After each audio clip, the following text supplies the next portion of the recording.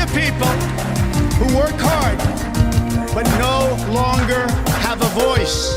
I am your voice.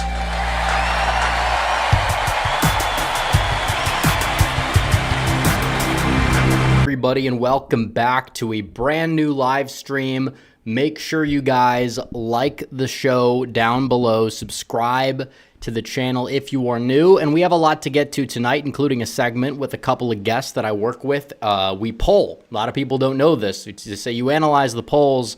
I do analyze the polls, but it's not talked about a lot that I actually do conduct a poll, and we're going to be getting into some of the results of that poll, and also how you guys can possibly support the polling project if you so desire. It's not a requirement or anything, but we're trying to poll more states. We've done Arizona, we've done Michigan, Arizona dead heats. I think the Arizona poll vastly underestimating Trump, but there's a lot of things happening right now in the polling world, the early vote world. Donald Trump in every single state, it's following the same exact pattern that we've seen in Virginia, basically, where there's record turnout on the first day, and the Republican areas are doing a hell of a lot better than the Democrat areas. And it's like, when are the Democrat votes going to come in? And maybe they come in a little bit here and there. It ebbs and flows, but overall, it's not looking all that great for the Democrats. There's not really a lot of signs they can point to and say, wow, we're doing really good there. Even states like Colorado, where you would expect, obviously, it's not competitive. But we polled North Carolina. We're going to get to the poll reveal in a minute. Just wanted to wait for people to get in here first. We're almost to 1,000 live viewers. Make sure you guys like the stream down below as well, and get out and vote. Make sure you guys get out and vote. Some places you can get out and vote tomorrow. If you want to wait till Election Day, that's fine. Make sure you're going to get there on Election Day in time. We want a lot of people voting early. We also want a lot of people who never voted before voting early too, so you can catch them off guard a little bit that way with those typical 4 out of 4 voters. But the data's not looking good for Democrats, especially in North Carolina. But the battlegrounds and the polling, you know, we're kind of at a point where polls are important if you know what you're doing. Otherwise, some of these mainstream media organizations that funnel all this money into polling, they don't know what they're doing. So without further ado, I think we're going to be getting into, I'll get to the super chats later, but I did want to bring in a couple people.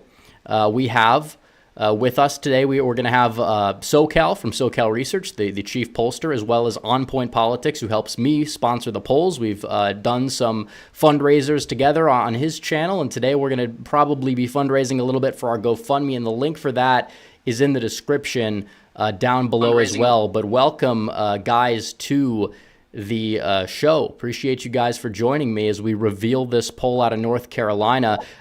Everybody in chat, make sure you drop your predictions for our poll. Again, make sure you drop the predictions. A lot of people have critiqued the polls for not being super bullish. Again, we post what we get. We're not going to be like these organizations that lie, and it's true that our numbers may be underestimating Republicans, and that's true. I think our Arizona sample, if you guys wanted to touch base on that, because that poll was like neck and neck. A lot of undecideds. I don't think there's that many people undecided in Arizona. I think both candidates have decently high floors, but I think Trump's floor is probably a little bit higher this year in the state, and you're starting to see that in the registration data as well. And it's just something where you poll these people, you get a lot of liberal, and make sure if you guys are turn the stream off as well if you're in the if you're on air. But we get a lot of people in chat. Trump +2, Trump +3. Should we reveal the poll?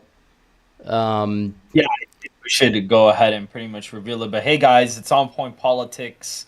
I'm going to be in here helping Rep basically break down the poll results that we got and whatnot.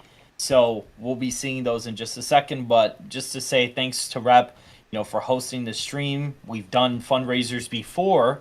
So, but definitely, guys, make sure to check out the link. Do you have it in the pin chat? I'm going to pin it. If I saw SoCal post it earlier, if he could post it again so I can pin the chat, that would be great. Guys, I'll get to the super chats later on during the stream, but we got a lot of people, Trump +1, Trump +2, Trump +3. A lot of people have the answer right, I will say that. So we're gonna get to that in a minute, but SoCal, if you, or you know what, I'll just go ahead and post it. I'll go ahead and post the GoFundMe in the pin chat because it is true. And guys, the GoFundMe is important. And I say it's important because we do this on our own. We don't get paid money. These corporations, New York Times will have a polling firm. They'll get 1 million people, or not 1 million people. They'll get millions of dollars to conduct these polls, and they'll end up getting results that have been off the mark, underestimating Donald Trump because they simply don't know what they're doing. We've upped our methodology to reach a wider audience over the recent past few months as well. And we're starting to enter the field, and we're trying to see if we're able to gauge that accuracy better than a lot of these other polling firms. And it really seems like when you have people that know what you're doing, a lot less can go a long way, but we still need to reach our goal as well. Now, keep in mind, if you guys want to send a super chat, might be better off if you don't really have like a question to donate directly to the GoFundMe. We've already raised $5,000 on the GoFundMe, 110 donations for the polling firm. And we've already conducted several polls. We've done 2 state polls. We're going to be doing one final national poll as well leading up to the election. But we still are going to poll Wisconsin. We're going to poll, well, we did just poll Michigan, but Wisconsin, Pennsylvania, and I believe Georgia is next. We're probably not going to do Nevada. If we get enough money in the GoFundMe, we might consider Arizona again. The jury's still out on that one in terms of what we do. But the more money we have, the more respondents we can get, the better quality the polls are going to be. So throughout the stream, before we get to the poll reveal, I just like to tell you guys, if you would like to donate, you're more than welcome to. I'm not going to hold your feet to the fire, but even just $10, like 1,000 people in chat, obviously not everybody's going to donate, but if 1,000 people, if everybody gave just $10, we'd hit our goal right now. So it doesn't have to be a ridiculous amount. I would encourage people to check it out. I'd encourage people to check out the GoFundMe. We are very transparent. We're very honest with everything we do. And in terms of these state polls, we have the exact costs for them, the totals for the state polls, the total that we're going to have for the national poll as well, where we're going to be using Lucid Theorem to do this text-to-online system that's been very accurate recently. A lot of these pollsters, they weren't doing it until it became relatively popular, and now we're seeing it a lot more. So should we reveal the poll right now as it speaks? I think we have to reveal the poll. Yeah, I think so. All right, here we go. Make sure to pin the GoFundMe, by the way. I believe it is. Is it not? Yeah. Oh, yes, it is. It is. So, guys, before we reveal the poll, make sure to go ahead and donate. Again, like Rep said, even just $5 really makes a difference, guys. So please, I was the one who kind of set up the fundraiser because I thought it was more convenient for me to kind of crowdsource these, and it helps Red Eagle and it helps SoCal and everybody involved. And we're just trying to provide you guys with somebody that will poll honestly regardless of what the result is. So if you guys could go ahead and donate just $5, $10, it would be greatly appreciated. But I'm gonna go ahead and let SoCal take the floor. I'm gonna let SoCal take the floor. Okay. Yeah, all right. So are we gonna do the poll reveal?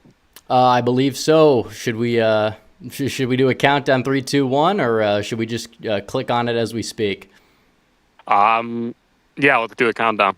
All right, 3, 2, 1, and here we go. We have our poll. Donald Trump is in the lead. If you round it, he leads 49 to 46. If you don't round it, he leads by 2.4%, 48.7% for Donald Trump, 46.3% for Kamala Harris, in a very contested state, North Carolina, a crucial state, a must-win state for Donald Trump. A lot of the polling has been neck and neck, but a lot of people just don't know how to poll North Carolina. We do have Donald Trump in the lead by 2%, which is huge, 702 likely voters in the sample. He's getting close to the margin of error, not necessarily I guess you would say outside of it, but that's typically natural for a poll like this. And on the other hand, we find once again another poll where Mark Robinson is completely in the gutter, and some people may be disappointed about that, and I still don't know if he's going to fall short by 15. That does seem a very lofty number as things stand. 15 points is quite a bit for sure.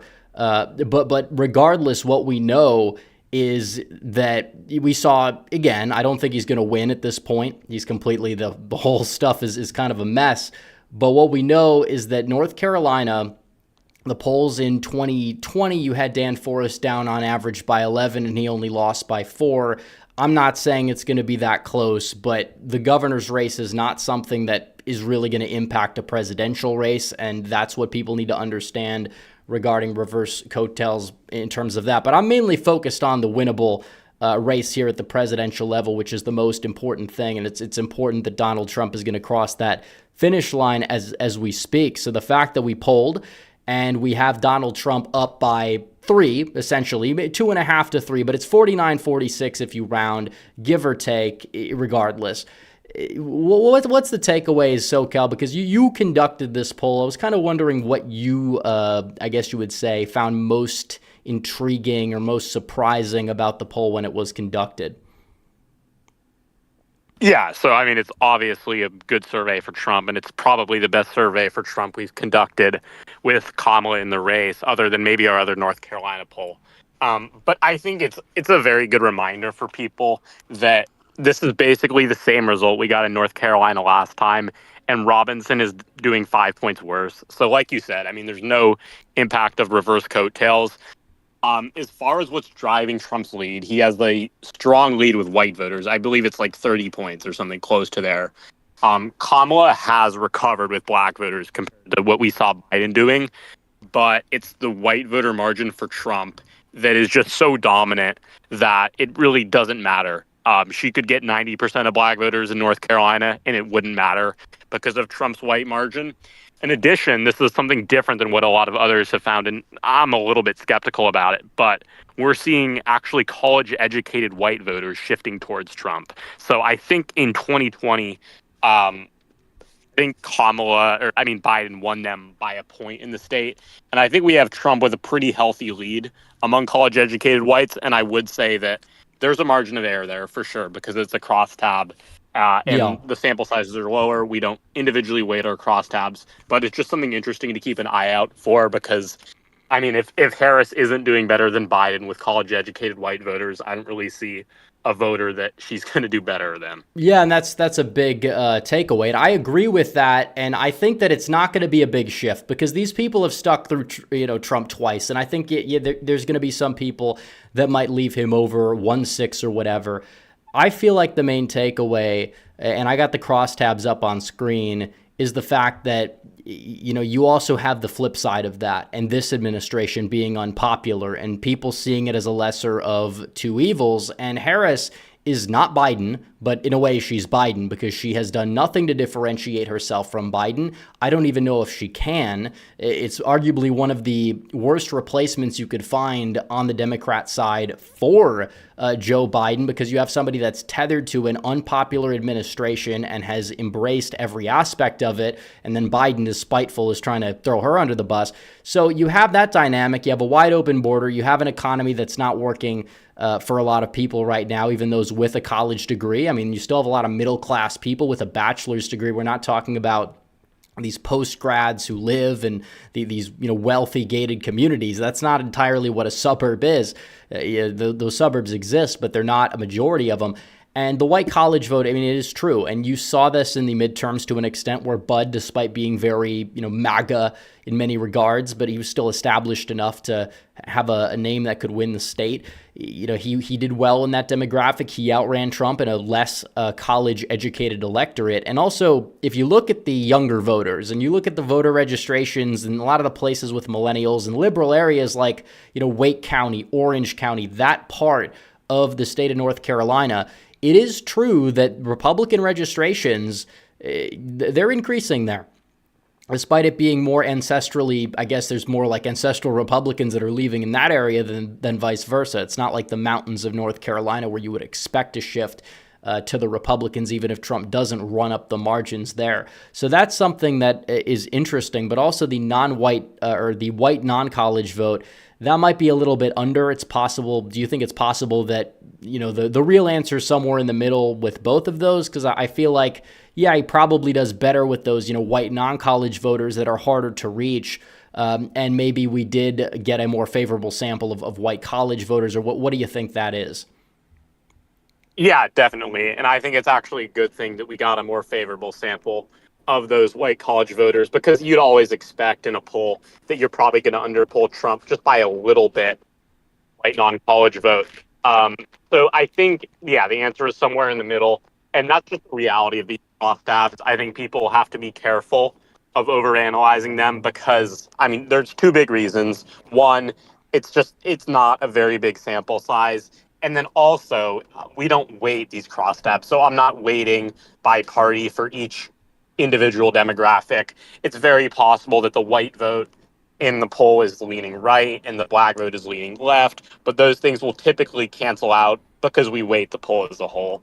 So I think there are probably some things here that you might look at and say, well, this isn't super realistic. But the reality is that every poll is going to have a couple crosstabs like that, and you have to accept it.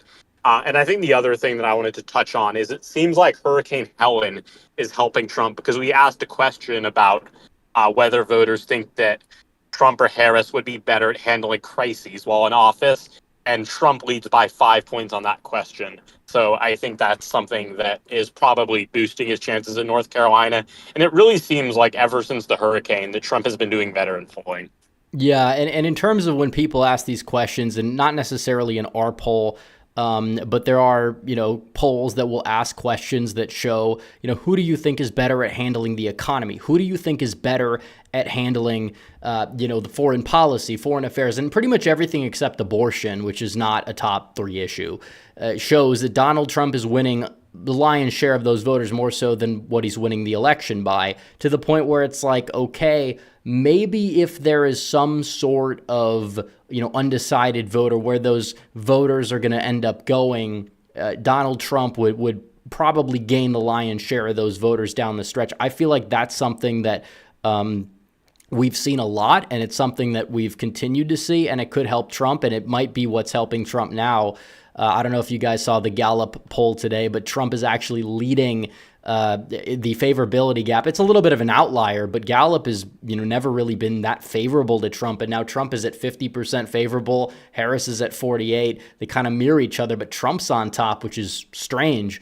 But we'll see if it's make or break for Gallup. But this poll, yeah, it is good for Trump, I would say. I don't know if On Point, you want to add anything? Well, that to speak on that Gallup thing, that's quite funny. I mean, Gallup's had a pretty good track record, and of course, I have the view that he probably will win the popular vote by 2 to 3. So my take on this poll is that it is a good poll. Again, Pollfish is an online panel. Online panels are riddled with a lot of more liberal-leaning voters, and Pollfish specifically, in conversations with me in SoCal, he said that the senior vote on Pollfish tends to lean a little bit more left, and the younger vote tends to be a little bit more Democrat or a little bit more conservative per se. So there is a little bit of weird things when you look at online panels. However, the fact that we did find him up 2 in a poll like this is really, really good news for him, because he usually tends to get underestimated in North Carolina by about 2 to 3 points. And so the fact that he's polling this well, especially on the crisis question, that's actually pretty good as well. I think that this is a good sign for him going into the election, especially since we polled this one a little bit later than some of the other state polls. And again, he tends to surge towards the end of the cycle, and he already started surging even earlier than he typically does. So that's also helping him down the stretch as well. My guess is that North Carolina will be about a 6 to 7 point win for him, especially if he's winning the popular vote by 2 to 3. That's kind of how I work around all my predictions and whatnot, and based at the demographic margins that I'm predicting right now. And the Gallup thing kind of proves that, because when you have accurate pollsters like Gallup, favorable ratings correlate gold standard historically. Yeah, as well. No, they've been very historically accurate. I mean, all of their metrics that they've polled, ever since the 1940s, except for 1948 and 2000, all the metrics that they have regarding the economy, regarding which party will keep America prosperous, the party identification leaning, all of those are actually really accurate indicators, and all of them favor the Republican in this race right now. And so And they actually have a 3-point lead, and they've been somewhat close, disregarding third-party turnout. They've been fairly close at kind of gauging the popular vote. The 90 metrics for the identification were a little bit off, but again, you had Ross Perot run in both of those elections, so that kind of skewed things a bit. In 2000 and 2004, you had some third-party turnout. But really, in elections where the third-party turnout isn't high, the party identification tends to be pretty decent when predicting the popular vote. And he is up by 3, and the state of North Carolina has been voting 6 points to right of the nation for the last 3 cycles. So if he's winning the popular vote by 2 to 3, he probably does win it by 7 to 8. And I actually have, before I'll stop talking, I have the early vote data pulled up. And yeah, I've got it here right too. now, he's literally tied in the early and mail-in vote combined. He was down like 20 to 30 points in the mail-in voting in 2020. And again, reading the early vote tea leaves are a little bit tricky because there is some information out like that is missing, which of these voters voted in person last time. But when you see a delta that strong and you see the raw vote results that much better for Donald Trump this early when reporting these, that's definitely a good sign for him here. And so I do think he's going to win it by 6 to 7. So for an online panel, which tends to be riddled with a lot of liberals, the fact we found him up by 2.5 is a really good result for the former president. But guys, before I stop talking, whoever's new in here, guys, check out the GoFundMe in the pinned chat. It is very, very we important. raised eight new donations, by the way, on the fundraiser. Shout out to Mark, Winston, Jonathan, Broderick, and an anonymous, as well as Eric, Luke, and Sharon. Appreciate all of the donations you guys sent in. And again, guys, $10 goes a long way. We have over 1,000 people. We got thousands of people in chat right now. If you guys want more polls, which I'm going to conduct, we're going to break it down. I would encourage you guys to donate to the GoFundMe for the polling. It goes directly to the polls, very transparent how much each poll costs. And the more money we get, the more we'll be able to do. Maybe if we have enough left over, Arizona could be redone. It's up to you guys, mainly up to SoCal. But we're not going to get there unless we are able to get there in the fundraiser. So I'd encourage people to check out the fundraiser. And it's in the pinned comment, the pinned chat. It's in the top of the description as well. But I did want to point out some other things. While we're on the topic of the early voting, one thing I noticed in this poll is, we did ask, how do you plan to vote? And already voted Kamala is leading that demographic. And again, this was from a few days back. I don't know if she's still leading because you didn't really have early in person. But the mail-in lead for her is only about 14 points. That is nowhere near what it was the previous cycle. You look at early in person, Donald Trump actually leads by 6 to 7 points. So Republicans are energized to get out and vote early, and we're seeing that across the state. She's not getting enthusiasm among black voters at all in the state, just like Georgia. You're talking about 2004 level, pre-Obama level black turnout that Kamala Harris has. She's not able to energize those voters regardless of whatever she's doing. And the more they acknowledge the problem, they're making it worse. They're on like a doom loop. And in terms of the election day vote, though, because there's this concern, what if Republicans are cannibalizing all their election day voters? Well, first of all, let me be clear that North Carolina doesn't have a big segment of their electorate that typically is election day only. Even in the midterms, a lot of people voted early. They just weren't voting absentee. They were voting early in person. But Donald Trump still is leading the election day vote. So, no matter what's left, and we don't really have very many absentee requests even, and even then it's like 50-50, not really 50-50, but compared to what it was, it's like a 9-point lead for Democrats, 9 to 10 points. It's kind of stable. The election day vote so far in North Carolina in this poll is still leaning towards Trump, 48 to 44. You have 8% undecided. Those people might not end up voting. Those people may actually be undecided, which is why they might wait to vote on election day. So that demographic is going to be interesting to watch. It's going to be crucial as well to see what happens at the end of the day there. But we do have a dot map, and I wanted to get to the dot map, and it's kind of all over the place as well, but you do have a recurring trend. So every zip code we have a respondent in is filled out. You can see Eastern North Carolina. If it's purple, that means that there were more, or it was 50-50 split in the zip code where you have 2 respondents. and they happen to be, one for Trump, one for Kamala, or four hypothetically. The Democrat colored areas, those areas tend to have more Democrats than Republicans. That doesn't mean there were not any Republicans in those specific areas, but it kind of does show that in those locations we kind of did make sure we got a decent representation of the state. I know it looks a little bit bluer than the state looks, but you kind of see the recurring, theme and pattern. You do have a lot of blue in some of these places, the research triangle. You do have a lot of red across the, I guess you would say, western part of the state that we were able to reach. There still are some places we were not, but we got a decent sample of the state as a whole. And even then, the ruby red counties surrounding, I guess you would say, like Union County, like some of these other counties here, Cabarrus County, which obviously I think Trump is obviously going to win them. We didn't get a lot of respondents that were for Trump in that area. We got a lot more in the western suburbs for Trump. Obviously, Union County is a Trump-heavy county. I don't think anybody would disagree with that. Trump's going to win it on a bad night by over 20 points. SoCal, I was curious if you're still here.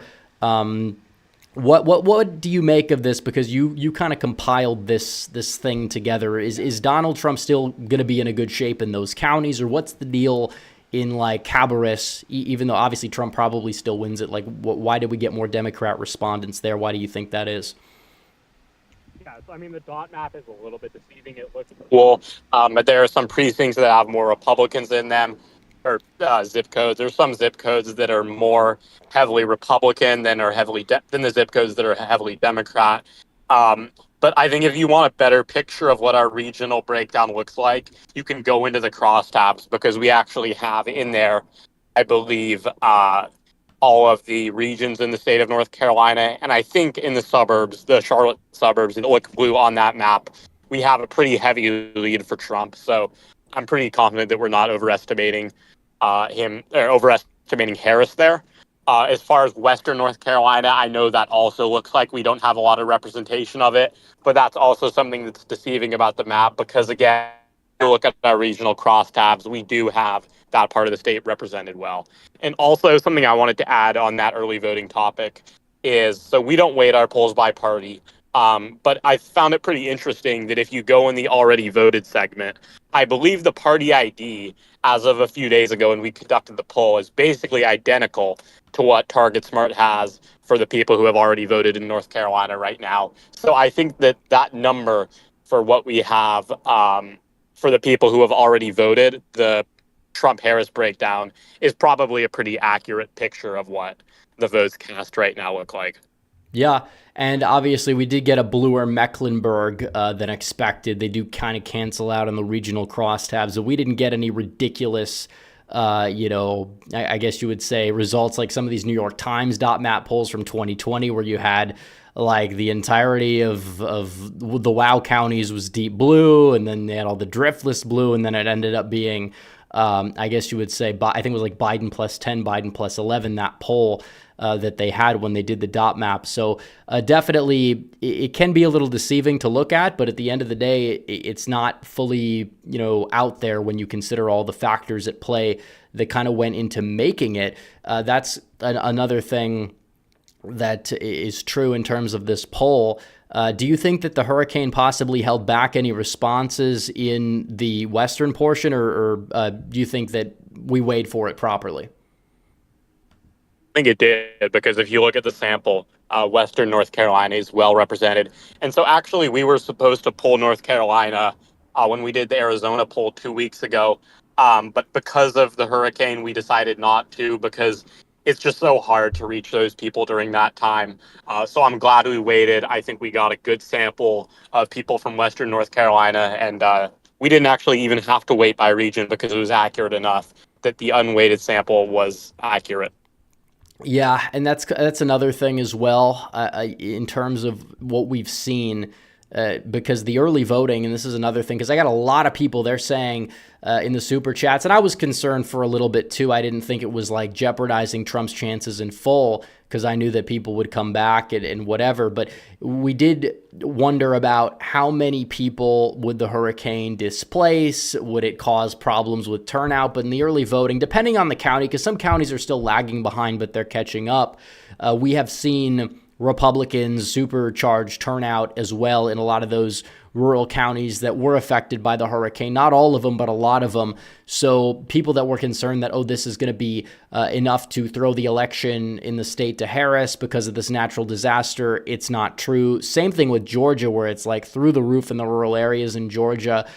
South Carolina is not really a swing state, but I know they had a really, really big day as well there. And Florida's obviously Florida, and they are recovering still, but it doesn't mean that the election is going to cause turnout to be down, because people are crawling over broken glass. And it's possible that the response, once again, the gaslighting of the mainstream media, where they said everything is fine, it's all adequate, whatever, and it's actually Trump's fault somehow, and this is all misinformation. The voters in North Carolina, judging based on the crisis question, they definitely did not really seem to fall for that narrative. And I don't know if we even have the data by region on that, but it is true that we've accounted for everything. Is there anything else that you guys think that we should be touching base on regarding this poll? And of course, I will tell people, make sure you check out the fundraiser. Just $10 can go a long way. We have more than enough people to finish. It's going to cost about, to do all these remaining polls, it is going to cost around $9,000 or so to conduct. They do cost money, but we get it in terms of our data. Sometimes skill can compensate for whatever they want to pretend is quality from these mainstream media organizations that are off the mark election cycle after election cycle after election cycle. So we want more data. And it is true that we're at a time when polling and early vote data, they kind of are matching their importance to look at. But at the end of the day, when we're getting our polls and they're matching identically without even trying to wait for it, it kind of proves that we're doing something right there, and that our polls might end up meaning a little bit more than some of these other pollsters that have a horrendous track record. So if you guys want to support the Red Eagle On Point SoCal poll, the GoFundMe link is in the description down below. We'd love to be able to get a few donations here as well. We appreciate any support. $5, $10. $5 would be enough from everybody in chat right now to potentially finish the fundraiser, which would be absolutely huge. But if there was anything else you guys wanted to touch base on point, SoCal, in terms of North Carolina, in terms of the election as a whole, I mean, the floor is yours. Yeah, I mean, yeah, you can go ahead. Okay, I'll go first, and then I'll go. Okay, yeah. So, I was going to say that this poll continues the pattern we found really in every state we've polled, except for that Arizona poll, which was pretty much an outlier, that there's about a anywhere from like a 1 to 3 point swing to Trump in basically every state that we've polled from 2020.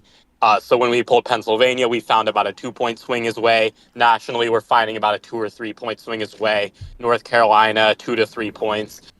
So it continues that pattern that we've had, probably the most consistent polling, I'd say, of any pollster. We're not getting the New York Times result where we poll Pennsylvania one week and we find Harris up 5, and then we poll Arizona and we find Trump up 5. It's a very consistent malpractice on their part. It's a very consistent pattern of an election that is close, and I think it is a close election. But it's an election that looks very good for Trump right now, because the swing, I think we've reached the sample size of polls that we can pretty confidently say that the movement towards Trump is not within the margin of error. I think it's pretty much certain that at least nationally, Trump will do a point or two better than 2020. And I think it's extremely likely that he also does a point or two better in all of the battleground states. Yeah, and that's kind of the baseline here. And it is possible the poll's underestimating him. It is, but it does seem as if it is a recurring theme and pattern. And when you get a pollster like the New York Times, they have all this money. all these mainstream media polls. We saw a poll from the Washington Post that was a joke, that was conducted in the worst manner possible, especially the way they worded the questions and try to pass it off like a legitimate poll. You have Georgia to the left of Georgia to the right of North Carolina by 7 points. Obviously, which polls are going to be wrong? Which polls are going to be more wrong? The polls that are like, pinpointing the accuracy. Of course, it's not going to be 2 points in every state because certain demographics are moving in different directions. It's possible Georgia might move to the right of North Carolina if black turnout's low enough, and that's true. But it's not going to be by 7 percentage points. It's going to be by like 1 or 2. And if that's going to be the case, the chances are Donald Trump is winning both. And when you look at the early vote data out of North Carolina and Georgia and Louisiana, which is an indicator, and a lot of these other states that track it, the black enthusiasm for Kamala Harris is non-existent, despite her identity or whatever that she's curating to an extent where she, the commercials, oh, she grew up like you, this, that, and the other thing. I don't think they grew up in Canada, by the way. Majority, like 99.9% of all Americans didn't do that, but in terms of the just enthusiasm, it's not there for Kamala Harris, and that's a major problem.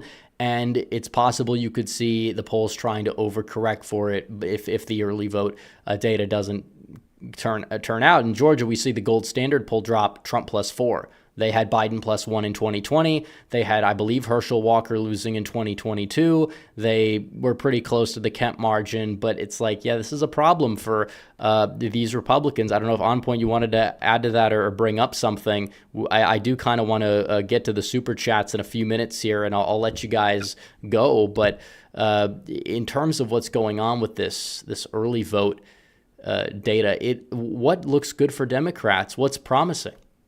Well, nothing. All of the states, even Colorado, you're seeing a loss of support in the mail-ins right now. According to L2, they're about tied. Some other sources say that Republicans are up in the early voting / mail-in votes, and about 22% of all ballots have been returned in Georgia. The electorate's also a lot more white.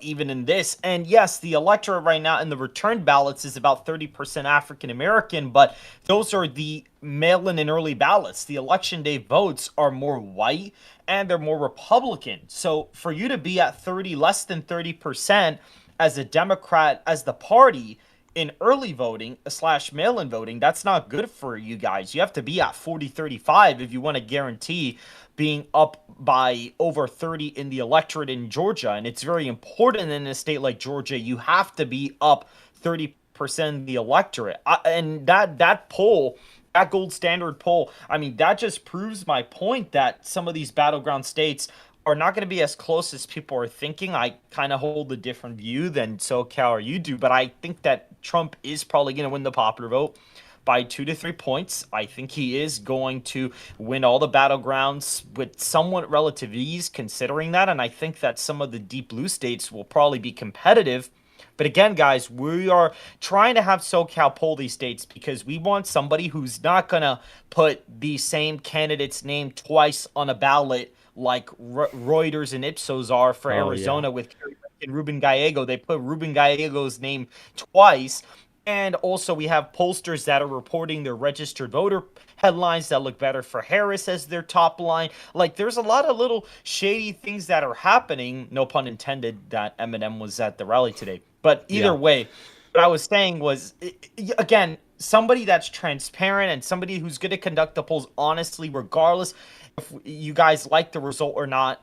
Please go ahead and donate to the GoFundMe. It would be greatly appreciated. We have raised $320 as of right now for today. So if you guys would be able to contribute some more, go ahead and do that. And that's pretty much all I have to say. But before you guys go, I am On Point Politics. I've been working with Rep and SoCal on this. So if you guys would like to, check out some analysis where I break down my polls, my electoral college projections, just make sure to go ahead and subscribe. It would be greatly appreciated.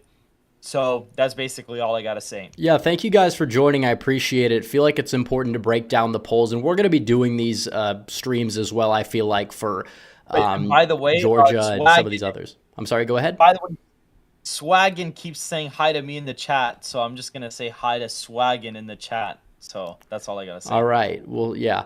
But I do thank you guys for joining. I will be leaving the call though, and I'll be getting to some of these super chats, but it is appreciated, and we will be doing this for future polls that we conduct. We have several polls that are on the way, and a final national poll, and this is the rep polling firm basically. I mean, we helped sponsor it. We got on 538 all these years of 538 this, 538 that. Well, looks like we get the last laugh. Hopefully they have to give us an A+ grade. So we'll see what happens on that front. But that would be nice. That would be nice. So we're going to get to the super chats. I did briefly want to touch base on the early vote data first. We did cover a lot of what we needed to cover in terms of the in terms of the poll that we conducted. And again, guys, I'd recommend you guys check out the GoFundMe. $5, $10 goes a long way. If everyone did it, everyone did just $5 here, we would have the thing done. All the polls would be conducted. But I wanted to talk about Pennsylvania because everybody's like losing their minds about Pennsylvania. I don't think they understand that Pennsylvania doesn't have in-person early voting. They technically do, and if you want to do it, you got to go to like your courthouse in the county. People should do it if they'd like to bank their votes.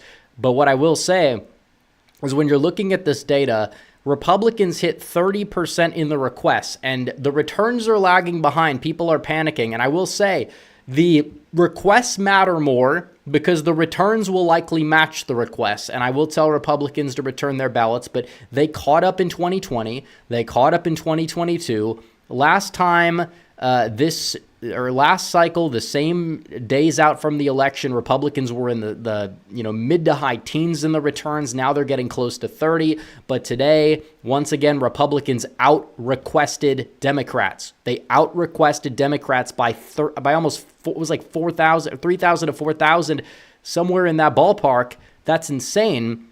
And they got to 30%. The Democrats fell below 58%. So you might be looking at a 25-26 point disparity between these two, with the independents in the early vote data more likely probably to go for Trump than they did in 2020. So when you look at the total returns, they're catching up. They fell below 62.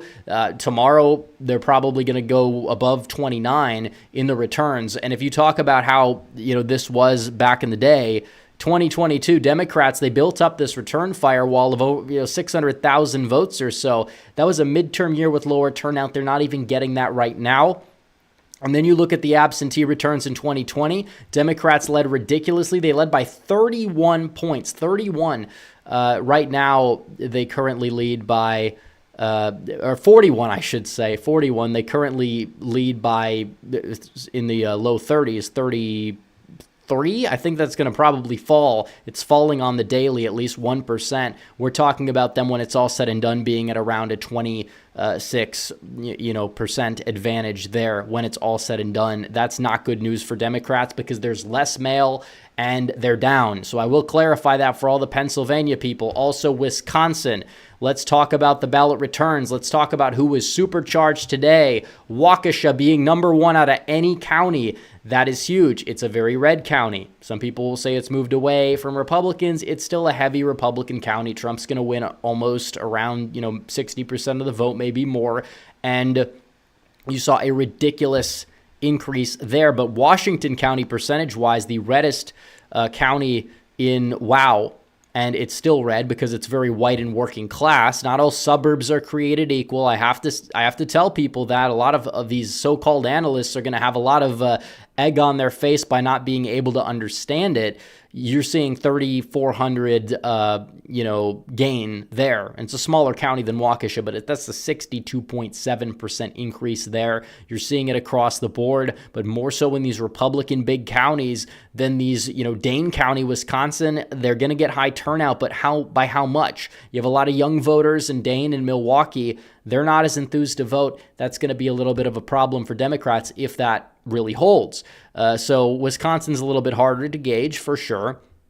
But Donald Trump is in a good position to the point where you might be able to say, yeah, Harris has one path. It's going to be Michigan, Wisconsin, Pennsylvania, Nebraska too. Nevada looks great for Republicans. Arizona does. Georgia does. North Carolina does. A lot of things can change. You don't want to read too much into those tea leaves, but I will say that Wisconsin, if these numbers hold up, they are relatively decent. So we'll leave the polls up on the screen for reference. Donald Trump within 1% nationwide, nationally, so we're going to get to the super chats as we speak right now. So we got a lot of super chats, guys. Appreciate everybody for donating to the GoFundMe as well. And make sure, guys, donate to the GoFundMe. The link is going to be in that description down below. We've raised $475 on stream so far. If we can get up to 6,000 on stream, that would be a big win. We're trying to get another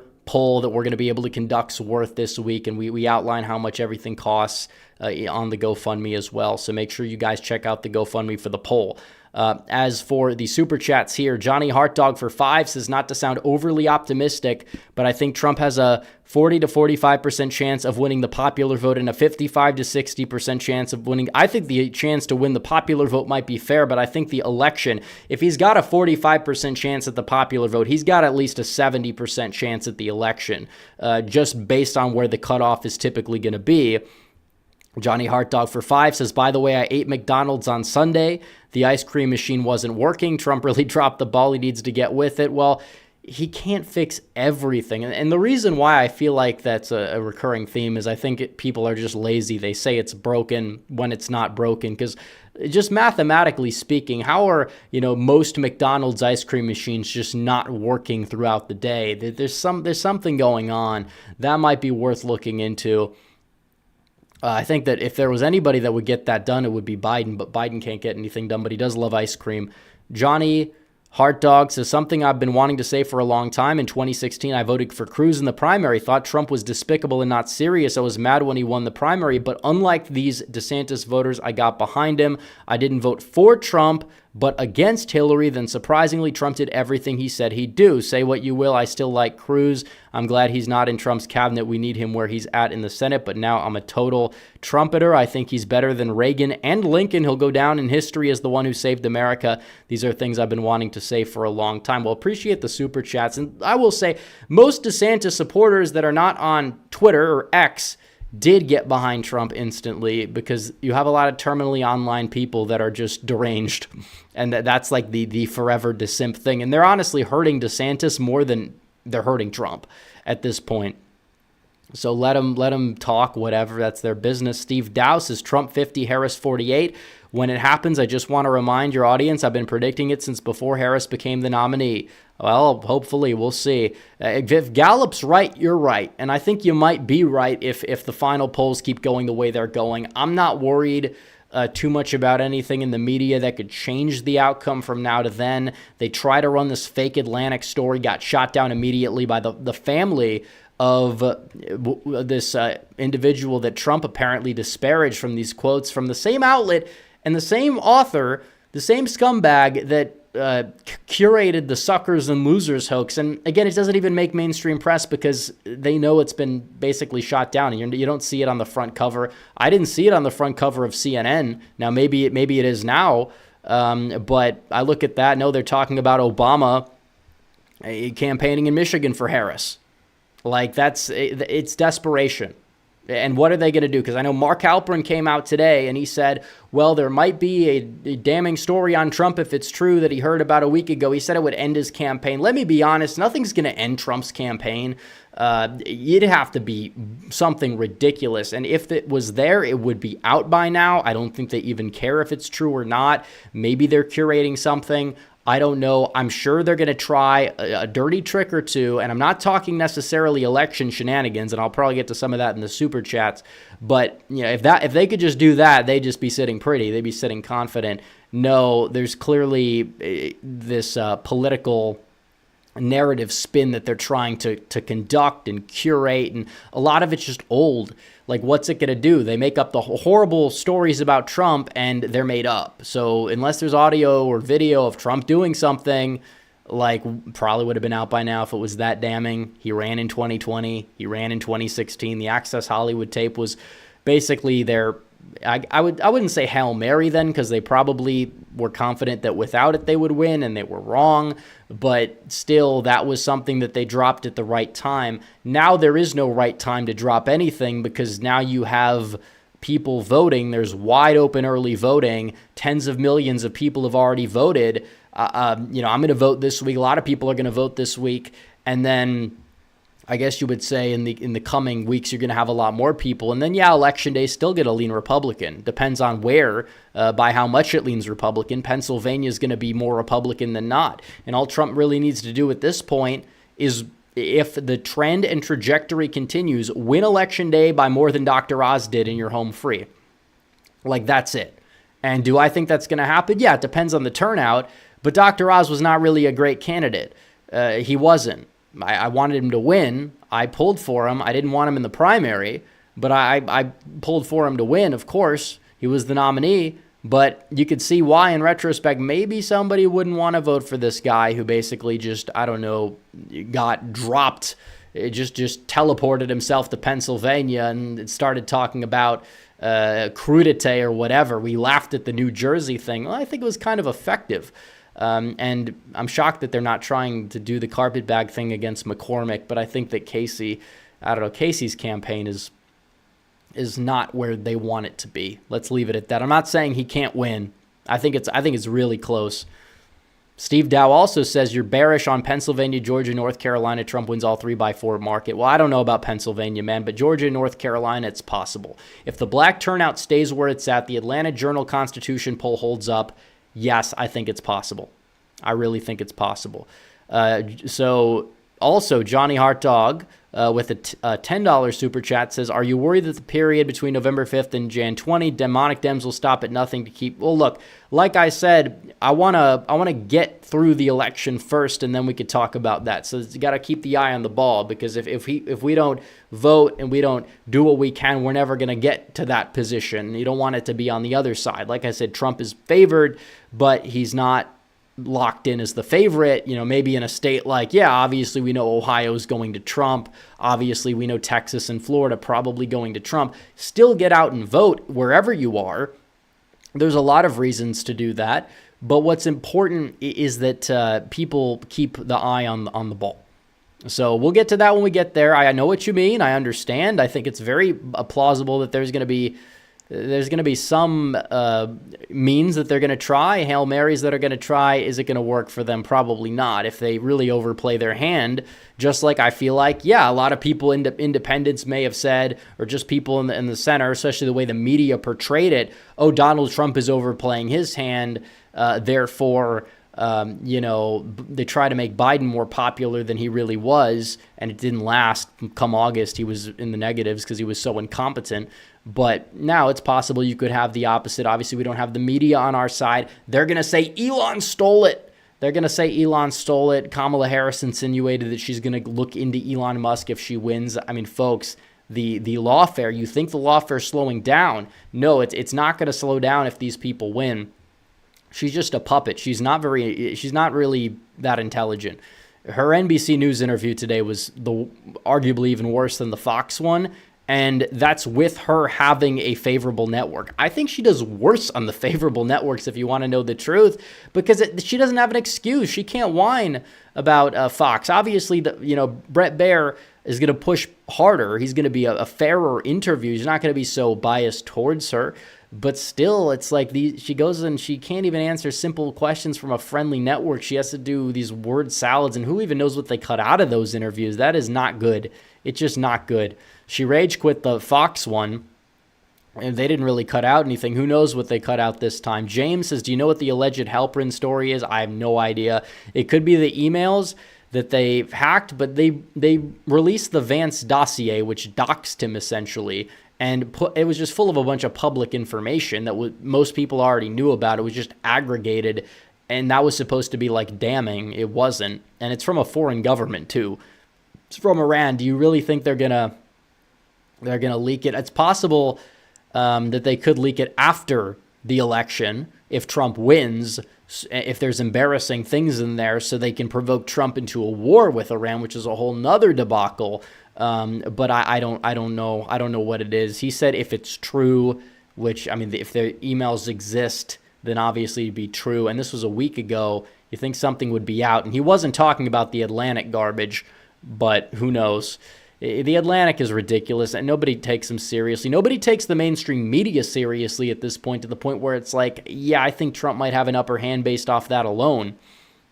CCM 28 says best move for Dems if Trump wins is to chill out. If they continue with TDS and Trump improves the country, it will delegitimize the party. It's true. And hopefully you have a better speaker than Paul. I mean, we already do, even though he's, whatever. Johnny Hart Dog says there's a lot of signs that say yes on Proposition 2 in Anchorage. Hope it goes through. Yeah, again, certain person that I despise and really has no place in this party or the Senate decided to change the rules so she could win an election. That's what happened. And now she's there. She endorses the Democrat over the Republican in the House race. She doesn't represent the will of the people. She would get primaried out. She probably wouldn't have won a write-in election last time, and she knew it had that happened. So basically what she has to do now is do this bizarre ranked choice. And it's not even the ranked choice is the main issue, which I'm not a fan of it, but you could make a case, if we had ranked choice in Georgia, then we'd have two Republican senators in Georgia. The main problem is when you have a ranked choice voting system, which I don't like by and large, because there's plenty of examples to the contrary, and a top 4 primary system, that's an issue, and it can't happen. And she changed the rules because she couldn't win, because she's a corrupt piece of trash. I'm sorry, it's true, and everybody knows it. Mike Oxard says, hey, Rep, I got done watching your general election prediction. I think you're bearish on Virginia and Pennsylvania. I have Virginia as D plus 1.5 and Pennsylvania as R plus. I'm not ready to go there yet. I've talked with some data experts in Virginia, and they think they think depending on how the next couple of weeks go, you could be right. But I want to play it safe for now. Putting it lean D was kind of bold. We'll see which way it goes in the final prediction. But folks, even if it's like a 6-point win for Kamala, she's not winning the election. It does carry over. It absolutely does. So we'll see. Let's see. Nardo says, are you concerned about overseas ballots? No, and this is another thing, and I've seen it a lot. People are panicking. Georgia has 21,000 overseas ballots, which is true. Some people thought it was 25% were overseas. No, 25% is election day. Those are going to be counted after the early. So we're going to know the results in Georgia very early. There are 20-some thousand ballot requests overseas in Georgia. A lot of those are military. A lot of them. They're not going to lean Democrat necessarily. They didn't really in Georgia in 2020. If you watch the final results from those overseas ballots, actually padded, or they lowered the margins for Biden by a tad a few days after the election, after Biden already took like a 30,000 vote lead or so. Then they called it because it wasn't enough. So no, there are shenanigans, yes. Will there be as much as there was last time? There's no room for it. And the overseas ballots thing, it's like there are Republicans overseas too, first of all.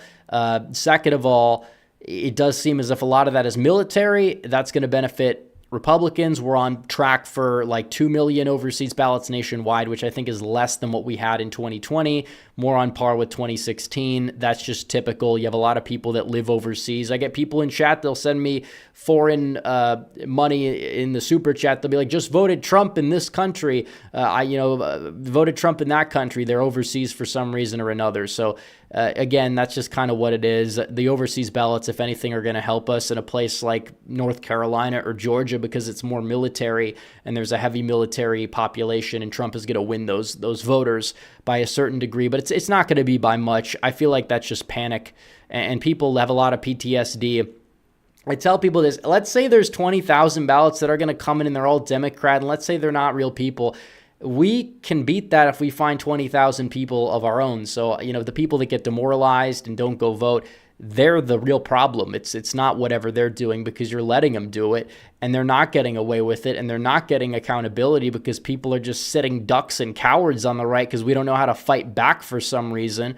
So no, it's got to be too big. They say too big to rig. Yeah, it's exactly what it has to be. It can't be, this little, we didn't get enough votes. Nah, because people were too afraid of what would happen. It's like, no. And in terms of these vote machines thing, yeah, check. If you're voting on an electronic screen, check your receipt for sure. You don't want to see what happens. But they found the issue in Georgia with the one person, and it was human error.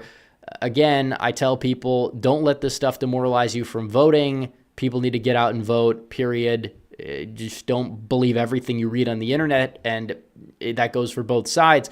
There's an industry on the right that profits off of dooming. It profits off of, oh, well, I'm going to drum up this story to be bigger than it really is regarding this election stuff, because I know that people are interested in being concerned after 2020, and it's an industry for these people. And they're really just hurting the movement as a whole. I see people like the one woman from Twitter, Emerald Robinson, or whatever her name is. She's had a lot of really bad tweets and is really just clearly trying to demoralize people, telling them that their vote doesn't count. And that's just wrong. That's essentially election interference. And then you have the Gateway Pundit with all these stories.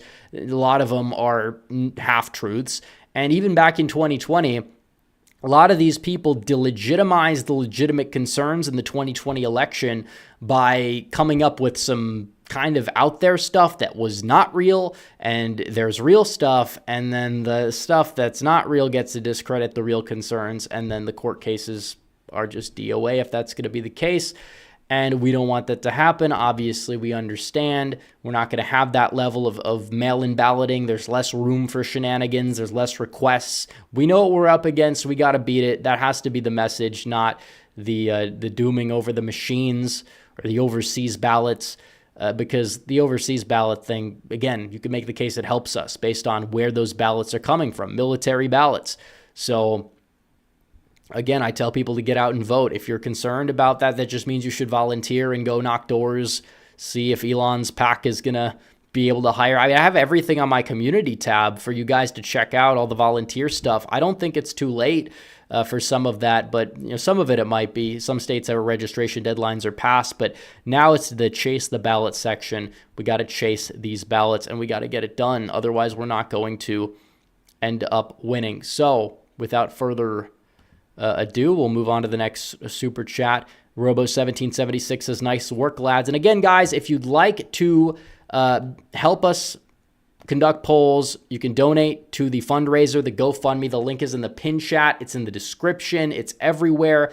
Donate to the GoFundMe. If you want to send in $10, if everyone in chat sent in $5, we would be able to conduct every single poll we need to and get another one in Arizona. So a little bit goes a long way.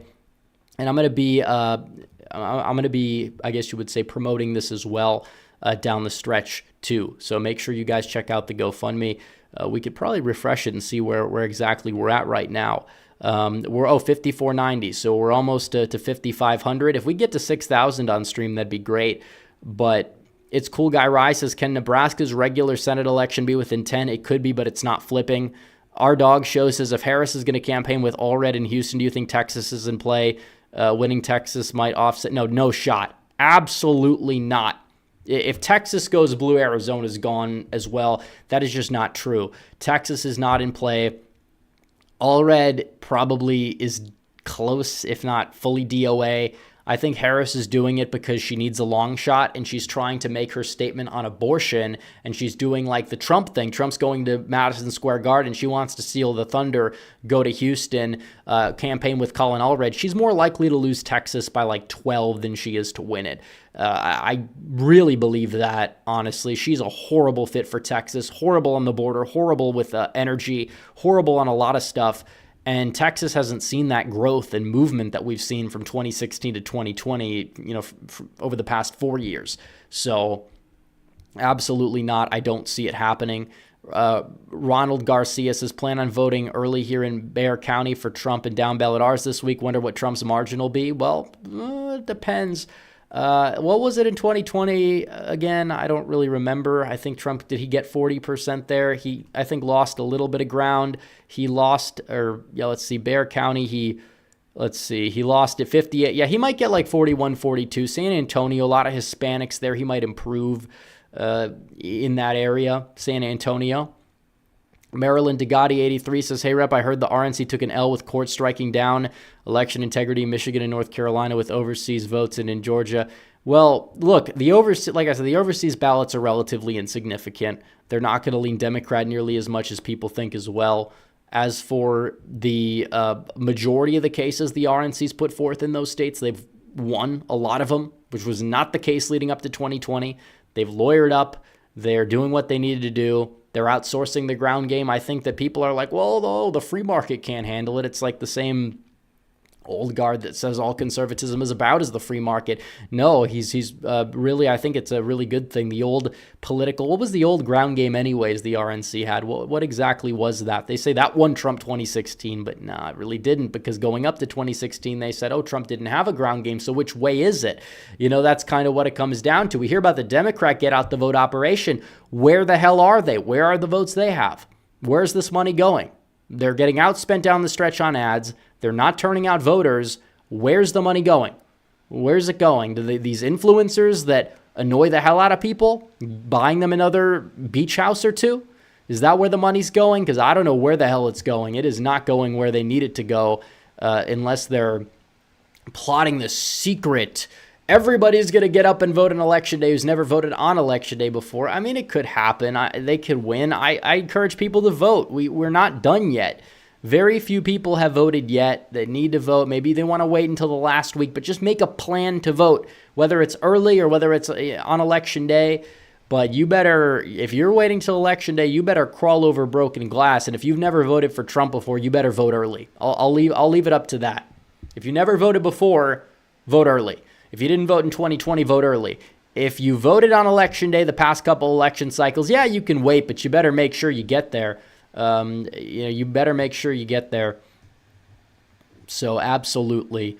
Giblet for 10 says, Michigan Secretary of State says they're taking the day off after the 5th and not deciding until Saturday. Well, the thing is about Michigan, they're going to count most of their ballots the night of. I don't understand where people are saying they're not going to start counting until the next day in these states. It's like, no, that's not even close to true. Even the Fox News loser lunatic who called Arizona at poll closings basically for Joe Biden in 2020, he's one of the people saying it too. He's like, oh, well, you're not going to know the winner for a week. Yeah, that's not how it works. They're going to count the ballots. They counted them in the primary. They counted them in the midterms. What laws exactly changed since then in those places? Nothing. In fact, there's a lot less mail, a lot more early in person that should be easy to count as well. And Michigan should be, you could argue, the fastest, along with Wisconsin, the fastest counting swing state. We knew Wisconsin by the morning of in 2022 and 2020, actually. So, yeah. Adam Clark for 10 says, I'm in a Democrat-heavy county in North Carolina voting full Republican, seeing a lot of Trump signs and have a good feeling. Yeah, I don't know. We're seeing a phenomenon. I help conduct a focus group, kind of, in Dallas, Texas, in a very Biden-heavy area, and every single person that came in was a minority, and they were all leaning towards Donald Trump, except for one who, that guy was a little bit of a character. He doesn't really seem like a person who votes very often, but there is, and I was shocked. I was just dumbfounded because that is not what I expected. And I was like, wait a minute. So before the panel, Trump's winning, Trump's leading. That's huge because a lot of these people did not vote for Trump before, but are now not only considering Trump, but they're pro-Trump. And maybe there's something to, okay, maybe if you want to join a focus group for money that you're going to be struggling, which means you don't like the state of the economy, which means maybe you are more likely to vote for Trump than somebody who is middle class or whatever, upper middle class. But still, that's kind of the realignment we're seeing. And a lot of people don't like the state of the economy. They don't have expendable income. Overall, it's a problem for Democrats. Overall, the fundamentals are not on their side. Regardless of how much they want to gaslight the economic data, maybe they could do it if it didn't come out that you faked 1 million jobs, according to the Labor Department, or close to that, 800-some thousand, and then try to say, oh, well, I don't, the Secretary of Commerce, I don't know, this is from Trump, so it's probably a lie. It's like, no, it's from the Department of Labor. I don't know what that is. Yes, you do. You're just being pathetic. So let's see. Royal Doyle says, how worried should we be about illegals being able to vote or the rumors of deceased people voting? Well, I think it's the deceased stuff allegedly always may be happening. Let's be real. The illegals, we may have doubled our illegal population. It's not very common that these people end up voting, period. Now, there may be some cases of it happening, but I would tell people that there's plenty of people in this country that don't vote that can and would vote for Trump, and go get those people to vote. It's not going to be this widespread stuffer. You would see it in the voter registration. Unless they're all registering as Republican and voting for Donald Trump, if the illegal aliens are voting for Trump, then maybe they'd be voting. But you're not seeing in any state, whether there's a large concentration or not of illegal aliens, but the Republicans are accelerating those registration gains significantly. It's not really from illegals. They know that if they get caught, they would be, in most cases, deported. But that doesn't mean that we need to say that, broken windows policy. There should be. The only state that it's ever been a study that says maybe it was affected by illegal votes was North Carolina in 2008, which even then it's debatable. So, again, it could happen, but there's more people on our voter rolls who should not be on the voter rolls than non-citizens on the voter rolls, if that makes any sort of sense. So we'll see. We'll watch. We'll keep watch. But in the meantime, people need to get out and vote. Trevor Hint says, how close do you see the Nebraska Senate race being? I think that Fisher's going to win by about 10. Johnny Hartdog says, I gave 10, don't care about Nevada or Arizona polls. We're not polling Nevada, by the way. It's just too complicated to poll, and it's likely not going to determine the outcome of the election. Only North Carolina, Georgia, and Pennsylvania matter to me. Georgia's up next, by the way. Wisconsin's a close second. We're going to be doing that too. The Sandwich Man says, do you think a 268 to 270 loss for Trump is possible? Yeah, it's possible, but I just don't believe Kamala Harris is going to do well enough among white working class voters in the Rust Belt to win the Rust Belt. Now, that doesn't mean people don't need to vote, but now we just need to get these people out to the polls, because if you had a decent turnout election, yeah, Donald Trump would win. He'd win easily. He's up in every poll from 2020. If you look at how the Biden voters would go, there's more Biden voters going for Trump than Trump voters going for Harris. It's not even close. And the non-voters are all going for Trump. So people just need to get out and vote, period. Johnny Hartdog says, can you really judge by party ID? Many Democrats vote Trump, Republicans vote Harris. They can cancel each other out. Well, party registration, I think, is what you mean, and it does not always reflect party ID. I think that probably around 12% of the Republican early vote, and or even if you want to say 10%, that probably you could make a case that's going to go for Kamala. But again, the election day Republicans, 98% of that's going to go for Trump. So it cancels out party registration, though it's not party ID. You have legacy Democrats who will vote for Trump in Pennsylvania, who maybe identify as independent or Republican, and then you have the inverse, maybe less of the inverse on the Republican side, but you do have people on the Republican side that will be voting for Kamala Harris, and a lot of them never voted for Trump, or they voted for Biden. So I don't think it's like the end of the world necessarily that Trump might lose 10%, 12% of the mail-in Republicans. I'm trying to be generous to Harris when I conduct the model, because I don't want to be operating under some sort of ambush. Like, of course, she's not going to get Fetterman margins or Shapiro margins in Pennsylvania. So that's true. Vercom Prices says, what's your take on Georgia and Pennsylvania taking several? Well, they're not taking several days. And I tell people this. Pennsylvania might, because there are those late mail ballots that are going to take a while, but there's going to be far less of them, to the point where it's not going to we're going to know what's left out, and it's not going to be as decisive. Now, Trump's lead throughout the night might not get up to where it was, but the late ballots are not going to be as brutal for Donald Trump when they do come in. So that might take a while in Pennsylvania. Georgia is not going to take days to count. We knew it was 95, 96, 97% counted in the midterms on election night. Same thing with the runoffs. It's not a problem. You have very minuscule ballots that are left overseas, and they don't swing Democrat as much as most people think, and there's not that many of them. I don't think Trump is going to win Georgia, or at least the Georgia votes until then, by less than 20,000. And even if he does, he still probably ends up winning Georgia, but they're probably just going to wait to call it. So that's my take on it. Eric Billiter for 10, Roxy Loyola for 10, Ice Cream Junkie for 5, says voted for Trump by mail in Michigan today. Going to track my ballot like a hawk until I know they processed it. Well, thank you for voting. I encourage everyone to vote whichever way works best for you. But if you've never voted before, and you're low propensity, you should probably vote early, probably in person if your state offers it. Andrew Byer for 10 says 2 questions. 1, are there any signs the night could signal a Trump victory or landslide, such as potential Florida margins? And 2, what is the firewall Dems need to win in each swing state? Well, that's different, and that's a moving target. There's not going to be an answer for it. It also depends on how the election day goes. But they may not have a firewall in North Carolina at all. They may not. I mean, Pennsylvania, they're going to have one. Nevada is like next to nothing. Arizona, they're probably not going to have one at all. Republicans probably are going to have more ballots, early ballots, than the Democrats there. The question is how many of those are like McCain Republicans? How do the indies go? I think Trump's going to gain among the independents, for the record. So there's a lot of moving parts to that. But the first question I think is important. What are the first signs early in the night? There's several counties we could watch in Indiana and Kentucky, but even then, they're not definitive. They're not going to really fill out their entire map. We're not going to have any counties probably like 100% in for a couple hours, except maybe in Florida.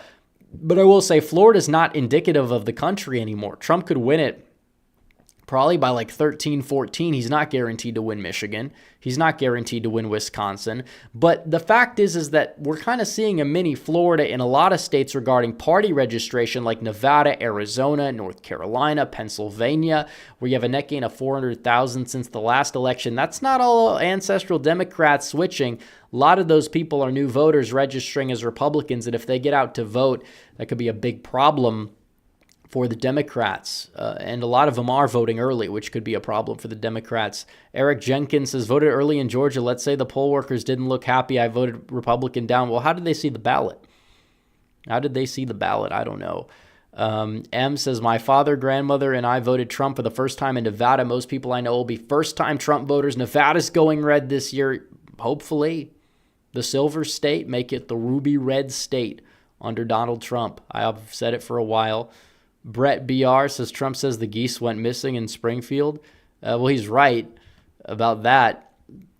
I don't know how many calls. They made the calls to the police, and it wasn't available to the media for weeks until it went out of the thing. So in terms of like the stories about pets, that's a little up in the air. It does seem as if when you import 20,000 people from a dysfunctional, country into this country and basically wave an amnesty wand over them for temporary protective status, do you think that maybe there's one person that gets through that might practice that sort of voodoo? It happens. Maybe it's only the geese there. Maybe it's not the pets, but it's a problem. You have people that are coming from the most dysfunctional country in the hemisphere, pouring them and dumping them in a town in middle America. They didn't ask for it. They didn't vote for it. That's an issue, a big issue, and it's partially why I think Trump is going to win this election is things like that. The video maker 2341 says, hey, Rep, just joined the stream. Besides president and governor, what are your current predictions of North Carolina? I don't know all the statewide races. It's possible Democrats sweep the board because of the top of the ticket bringing Republicans down. I think Bishop's got a shot. I think the lieutenant governor may even have a shot. Who knows? Sophia Lockiss says, what do you think the Halperin story is about? I have no idea. It could be the emails that were hacked by Iran. It could be something that is completely fabricated. It probably is something completely fabricated. I don't know why they haven't released it. There's 14, soon to be 13 days to go before Election Day. What the hell's going on? If they really had something damning on Trump, they should probably have dropped it by now. They're getting cooked in the early voting. It's embarrassing. And people are just numb to it, which is why I don't believe it, because I don't know what could end Donald Trump's campaign. I don't think anything could really end Trump's campaign. He's, impeached twice, Access Hollywood tape, 1-6, convicted of a felony, probably does get overturned on appeal, but there's not really anything you could point to. What haven't they hit Trump with? They've called him every name in the book. There's all these conspiracy theories about him being every worst possible thing you possibly could think of. Is it really something that's even going to stick? What do they even have left? I don't know. Ice Cream Junkie says, why do Pennsylvania and Arizona take so long to count the ballots? Florida can do it within hours of polls closing. It's because they don't count, they don't pre-count, they just don't do the system correctly. It's really a shame. Florida counts it, I think, too quickly, to be fair. We like a little suspense. But no, Pennsylvania counting their ballots, taking that long, it's not good. It's not good. Arizona's worse, though. It was worse even before 2020. Trump just had a 4-point lead all night. Some networks called it the day of, some networks called it the day after. It's embarrassing is what it is. And Arizona, it's not like you have, you have ballots, late ballots in Arizona go for Republicans, which is not the case in other places like Pennsylvania. But yeah, you had COVID, you had all this stuff, and some shadiness as well. But you're probably going to have less of that this time, less mail. They're going to be more prepared, you could say. It depends. Certain states count faster. Ohio counts fast. Virginia, I think, counts decently fast, too. Of course, Republicans are going to be leading there. Don't be alarmed if Trump still leads with 80% of the vote, because just how the votes come in Virginia. It's always been that way. David Baker says, what impact will Judge Cox's decision? Oh, about the overseas ballots? Nothing. Literally nothing. I don't understand why people are making a big deal. I understand why, but if you look at the volume of ballots that are out and you look at how they typically break, it's not a bad thing. Kong H says, thoughts on Dems cheating broken. Well, they can't do that when they're pre-counting the mail this year that's arrived in Georgia. They didn't do that last time. They're doing it this time, so it's not going to matter. Broken whatever, broken leg, broken pipe, water main break. Jake Walk On for 10 says, what's your opinion is the likelihood of election being called on election night? Also, Tulsi joined the Republicans. Vance Gabbard 28. I don't know about that. We'll see. Maybe she'll be joining the cabinet, which is why she did that if Trump wins. I know she's big on the transition team, which is good. As for the likelihood of the election, if the polls are right, it probably does get called on election night. If Donald Trump is really on the verge of the popular vote, it gets called on election night. If the early vote continues doing what it's doing now into next week, it's going to get called on election night. It's how it's going to work. Now, we'll see. Pennsylvania, I think, can get called. They might hold off, but we're going to know the clear favorite regardless. North Carolina and Georgia, there's no worry about those states. They will be called most likely on election night and most likely for Donald Trump. Arizona, some networks might, depending on the early vote and where it stands. Nevada as well. Again, Nevada's really slow, though. I wouldn't anticipate a call in Nevada, but we're going to have a good idea of where Nevada's at. But it just takes one of those Rust Belt states. I think Wisconsin. So who knows? We're probably going to know the winner. I'd like to have a call, but it depends. Is he winning Pennsylvania by enough to the point where we're going to know? We'll see. Either way, we need to make sure that we have enough ballots counted. I think we are. Cyrus Jalali says, Trump's 2016 election win led to months of violent riots and protests. Do you think we'll see a more severe? Well, the average person's not going to have a severe reaction, I feel like, because a lot of people are numb. But the deranged people on the left are really going to be exhausted and scratching their heads, and they could very well get very emotional, especially because you have a lot of people that lie to them and say, oh, well, this election, Democrats have it in the bag. They're going to do fine. They lie about polls like ours that are accurate and transparent, and they will lie and cover for the worst garbage polls that we've ever seen churned out of any institution and try to call them high quality. And as a result, a lot of people get angry, and they're already a little unstable. So I would encourage people to turn down that temperature if they're on the left, but we'll see. The video maker 2341 says 2020 Trump Muslim voter here will vote Trump again. Well, there's a lot more of those this time than last time for sure. Timothy Finch says Republicans currently winning Minnesota. Well, Minnesota doesn't register by party. Be careful about modeled party. There's a few modelers I trust, like certain things out of Virginia that we see. Georgia, I think looking at it by race in the early vote is intriguing, especially as it matches North Carolina, which does register by party. So, again, I just say be careful, especially in the Midwest, because we're not going to know much about Michigan or Wisconsin. We'll know a little bit about Pennsylvania, but there still is a decent level of uncertainty. But Republicans are in a pretty good shape there if the trend continues or even possibly accelerates.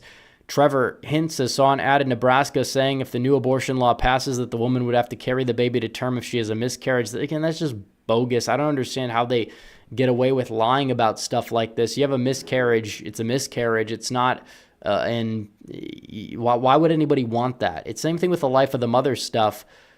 In some of these other states, it's like care should be provided if it's a medical incident. In fact, they say some of these people died because they couldn't get an abortion, but they actually died because they took like the wrong abortion pill or something, and that's kind of more of a problem. So yeah, it's a mess. Eaters of Dead says, how close or off were you in 16 or 2020, and have you taken that balance into consideration? Well, let's talk about the states I got wrong in both of those elections. 2016, I had New Hampshire going red, which was wrong by 0.2%, and I also had Michigan going blue, so I was wrong by like 0.2% the other way. So that's like an average of 0.2% across two states that were wrong. 2020, the states I got wrong were decided by 0.2%, 0.3%, 0.3%, and then 1.2%, which even then I was iffy. My second to last prediction, I had Pennsylvania going blue, didn't stick with it, went bold, and as a result, well, whatever. But the bottom line is being that close across those states when you say, oh, you got the election wrong, and I get a lot of people, you were way wrong in 2020. It's like, no, I don't think you understand how this works because margins matter. You don't get to run around like a chicken with their head cut off, acting like a lunatic like the ABC News Washington Post and saying, oh, Biden plus 17 in Wisconsin, and then the election's a jump ball, and then try to make fun of the person as inaccurate who gets Wisconsin off by what, 0.5%, maybe 0.8% if you take my final margin, combine it with the other final margin. That doesn't even take into account other stuff, and we know the other stuff, but I mean, let's be real. I was pretty dead on accurate. Now, 2022 is a different story, and the reason why is because I, like many polls, anticipated an electorate less educated because of anger at the Biden administration coming from the new Trump base. The problem is that demographic didn't vote, and you saw a much more educated electorate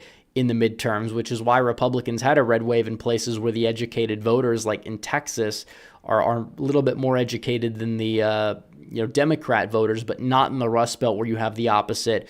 And abortion did impact a lot of those races, but not all of them. So I kind of misread that as well. But still, I mean, look, I would going back and judging based on errors and things I would change, you can't compare a midterm year to a presidential year. You can only compare a presidential year to a presidential year. The only question is, was 2020 a little bit of an anomaly because Democrats got all of these like low propensity mail-in voters where the top issues were like COVID and BLM. Now the top issues are the economy and the economy, inflation, and immigration. The low prop voters more likely to vote for Trump, which is why Democrats stopped registering voters nearly as much as they used to. Think about that. They want less people voting now. Democracy. They said if you like lower turnout, you're a fascist, anti-democracy, which now the opposite is technically true because we have a realignment. People are like, oh, more people are voting. It's like, yeah, good. Who do you think they're going to vote for? They're going to vote for Trump now, obviously, because it's a realignment. And we're seeing that Democrats are really struggling among their own low propensity voters. And if they actually get those voters out to the polls, like black voters in Georgia, young black men in Georgia, they may not like the results of that hesitant voter on Harris, which way they actually end up voting. So we'll see. Midnight Black Wolf for 10 says, should I be worried about the 13 keys? No, you shouldn't. Alan Lichtman is completely lost the plot. He's essentially somebody who changes whatever his model is on a whim. Remember 2000, it was the popular vote. Then 2016, he thought, he was on record saying Trump will only be able to win states like Ohio and Iowa and maybe Nevada, but he'll never get to 270. But his model showed Trump winning the popular vote. And then now he says it's the Electoral College and then engages in election denialism about 2000. He doesn't apply the economic key correctly. I'll say this, if Harris wins, it'll be no thanks to the 13 keys. That keychain deserves to be thrown in the garbage where it belongs. So just another Patty for 20 says, thanks. That's it. Just appreciate your work. Well, thank you for the super chat. Joseph Wall says, Vols, not like the other guy. If this USA Today poll is half right, it's a landslide. Trump plus 11 with Latinos. Also, I watch every video you put out, most based bro on YouTube. Well, thank you. Appreciate it. And yeah, I mean, even these liberal pollsters like Suffolk, USA Today, if they're showing a Trump or a Harris plus 1 nationally, Trump is going to win this election. Hands down. They really think the you really think Trump's going to lose the popular vote? Or win the popular vote, but lose the electoral college? Because you have a lot of Democrats, they're starting to say that. And also, guys, we raised another $265. Appreciate everybody who donated. And again, make sure you guys donate to the fundraiser as well. Let's get that up there. Let's get to 150, 10 more donors. That'd be great for this stream. And every little bit helps. The GoFundMe link is in the description for more polls because they do cost money, as you guys know. But let's see. We got to go to the super chats. C4X3 for 20 says, I've been behind Trump since day one in 2015. That's big. This will be the first time I can support him with a vote. Every other year I donated to his campaign. Well, thank you for the super chat, and thank you for adding to the voter pool. That's another thing. Every single Trump voter that might have dropped off after 2020, we got to find one and replace them. That I think I don't think there's going to be a lot of people that are leaving. That's the thing. Democrats, on the other hand, had a problem because they were taking advantage of ballot harvesting, digital targeting, and you're not seeing as many mail-in ballots in most places anymore. They're not going to be able to get that turnout level up to where they need it to be, and it's going to be a big problem for them if this doesn't change, which it can change in the early vote. People need to keep voting. If you don't vote, you are not on my side. I don't care if you support Trump. You have to vote. Otherwise, it doesn't matter. Now, if you're not eligible, that's one thing. But Real Text and Politics says, not to doom, but is it possible fear-mongering about shenanigans can cause turnout to dip? I don't know if it's true. I really don't like people doing it because I feel like we need to make sure people feel like their vote counts when they vote.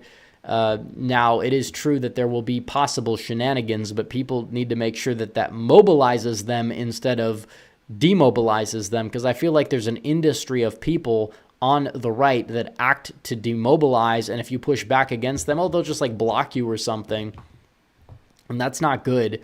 And it shows that they're not on your side because they're not engaging in good faith if they're blocking criticism that's in good faith. Top Gear Fan 2848 says Trump's chances in Virginia and Minnesota based on early voting returns like 20%. If Minnesota, the data is accurate, then that's good news, but it's far from a done deal.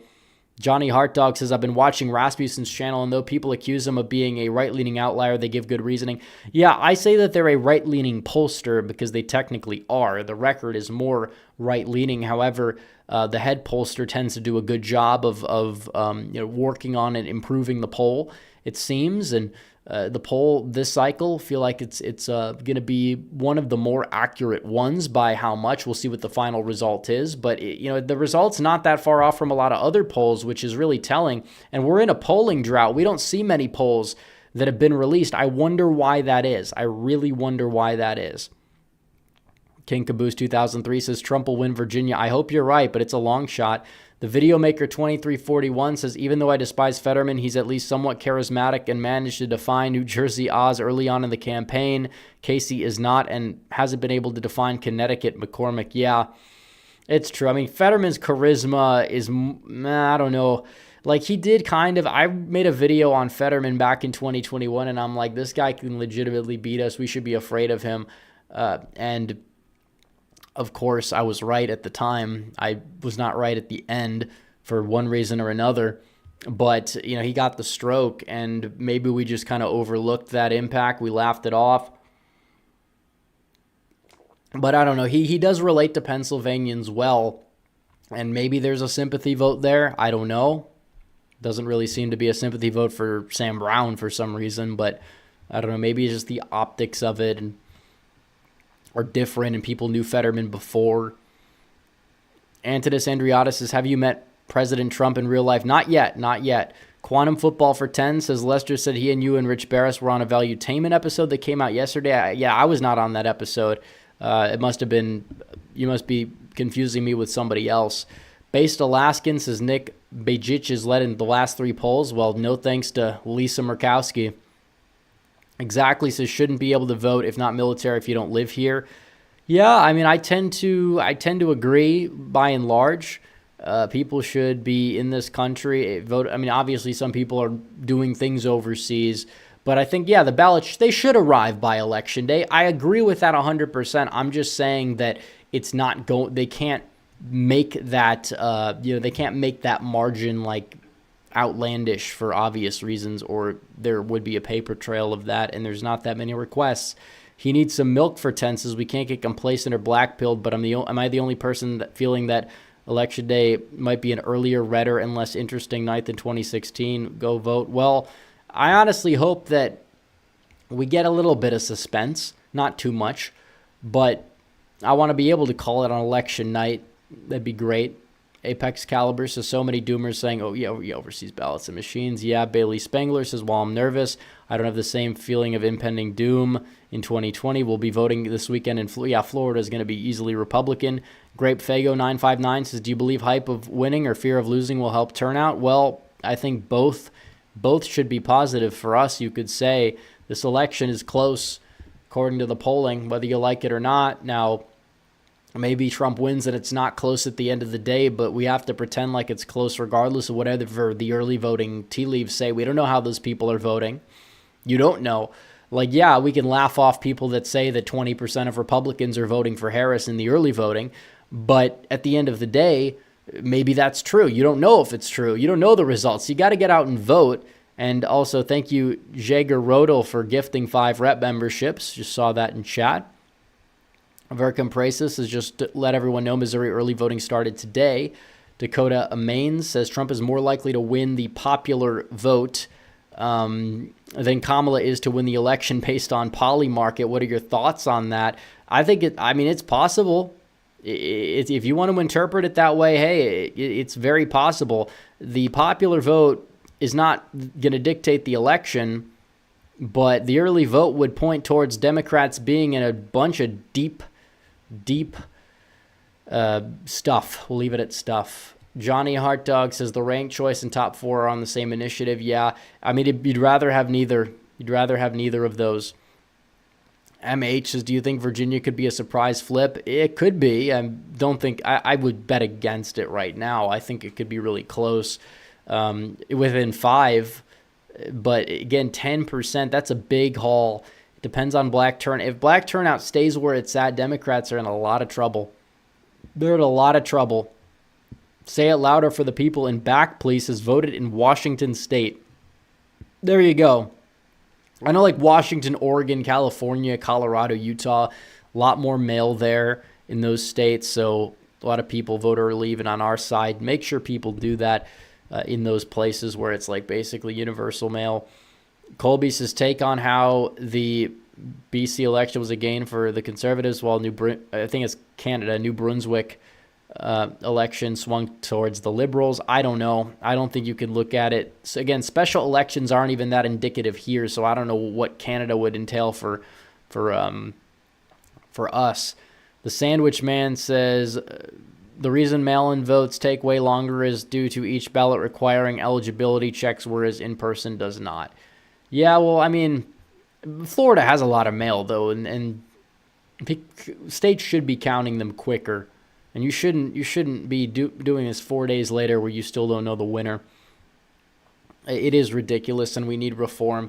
But while election month exists, we need to take advantage of it and vote early and that kind of stuff. And I don't even mind the concept of in-person early voting. I would probably not have 2 months of it like Virginia, but even then that might end up helping us, so we'll see. Ice Cream Junkie for 10 says, what's with Trump doing so well with Arab Americans? He's winning over half.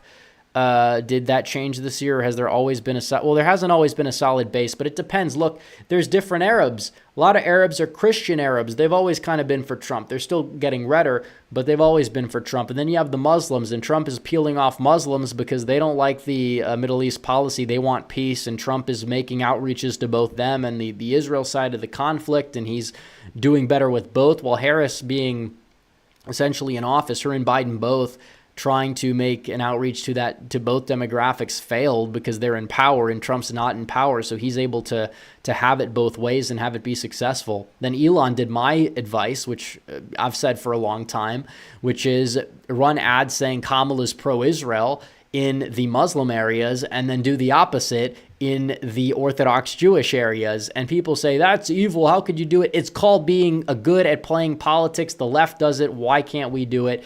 We need to win. We need peace, and we got to win by whatever we need to do to win. So, make sure we can, copy that strategy. It's just genius. I've said it. Run ads that say that she's pro-Israel, and then run ads say she's pro-Palestine in those, in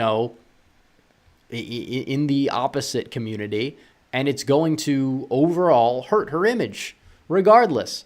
So. Meanwhile, Trump can say we want peace. Everybody wants peace for the most part, except a few people that profit off war. The military-industrial complex, part of the donor class, etc. Leon says, I work in Chicago, and I always see Trump assassination attempt small photo stamps at Union Station. That's good. Love to see that. Should see more of that. It's such an iconic picture. You think they'd use it in more ads. If I have critiques of the Trump campaign, it's mainly that. It needs to be in more advertisements. That was an iconic photo. It brings people back to that day where Trump was resilient, and it's kind of symbolic of the country if he's able to win. Apex Caliber says, are you getting bullish on Virginia yet? Not more so than last live stream. Steve Dow for 20 says, I'm voting on election day in Georgia. Have not missed a vote since 84. The first election I was old enough to vote and convinced my wife to vote by mail. First time she's voted since 92. That's what we need, especially get these low propensity voters to be the ones voting early and by mail more so than not. Is definitely huge, because that's like the ambush and people don't understand that. John Waffle says, I'm seeing all the clowns writing in votes. Now, those people are trolling. They're just doing it online. They're memeing. They're not actually writing in votes. And if you're going to do that, you're probably not voting anyways. So Official Loser says, what time should I go vote? Whenever you feel like it. You said first time voting. Do it early in person. Depending on the state, you got to look it up. But early in person is really good for you if you're voting for the first time ever. David Baker says, for Georgia, not overseas ballots, but overruling election integrities in some of the cases brought against the new rules. I haven't looked into that, but just got to make sure people get out and vote. Georgia has been largely defortified since 2020. They've changed the election rules. The Abrams machine is dying. Black voter turnouts through the floor. There's no excuse for Republicans, even with the 2020 laws at this point, if they lose Georgia based off that fact alone. So Mac Baby says, I heard Michigan, Georgia, Pennsylvania will not have results after. No, they're going to have results on November 5th. That is, again, lies. They're lies. That people take things out of context. Georgia will not have full results because there's like 20,000 overseas ballots that'll probably lean more Republican, but we're going to know the winner of Georgia probably by like 10 o'clock p.m.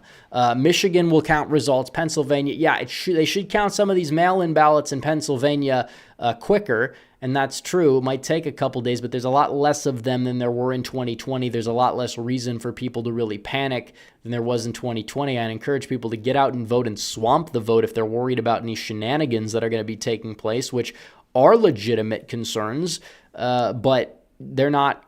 It's not something that will cripple us in and of itself. We have to get out and vote.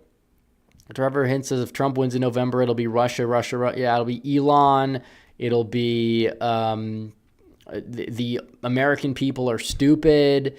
It'll be, they don't want a black woman president. They're going to attack, in the media, they're going to attack black men for not voting. They're going to talk about this, curated misogyny in the black community. They're going to talk about the same thing in the Hispanic. They're going to call Hispanics racist if Trump wins 45% of them.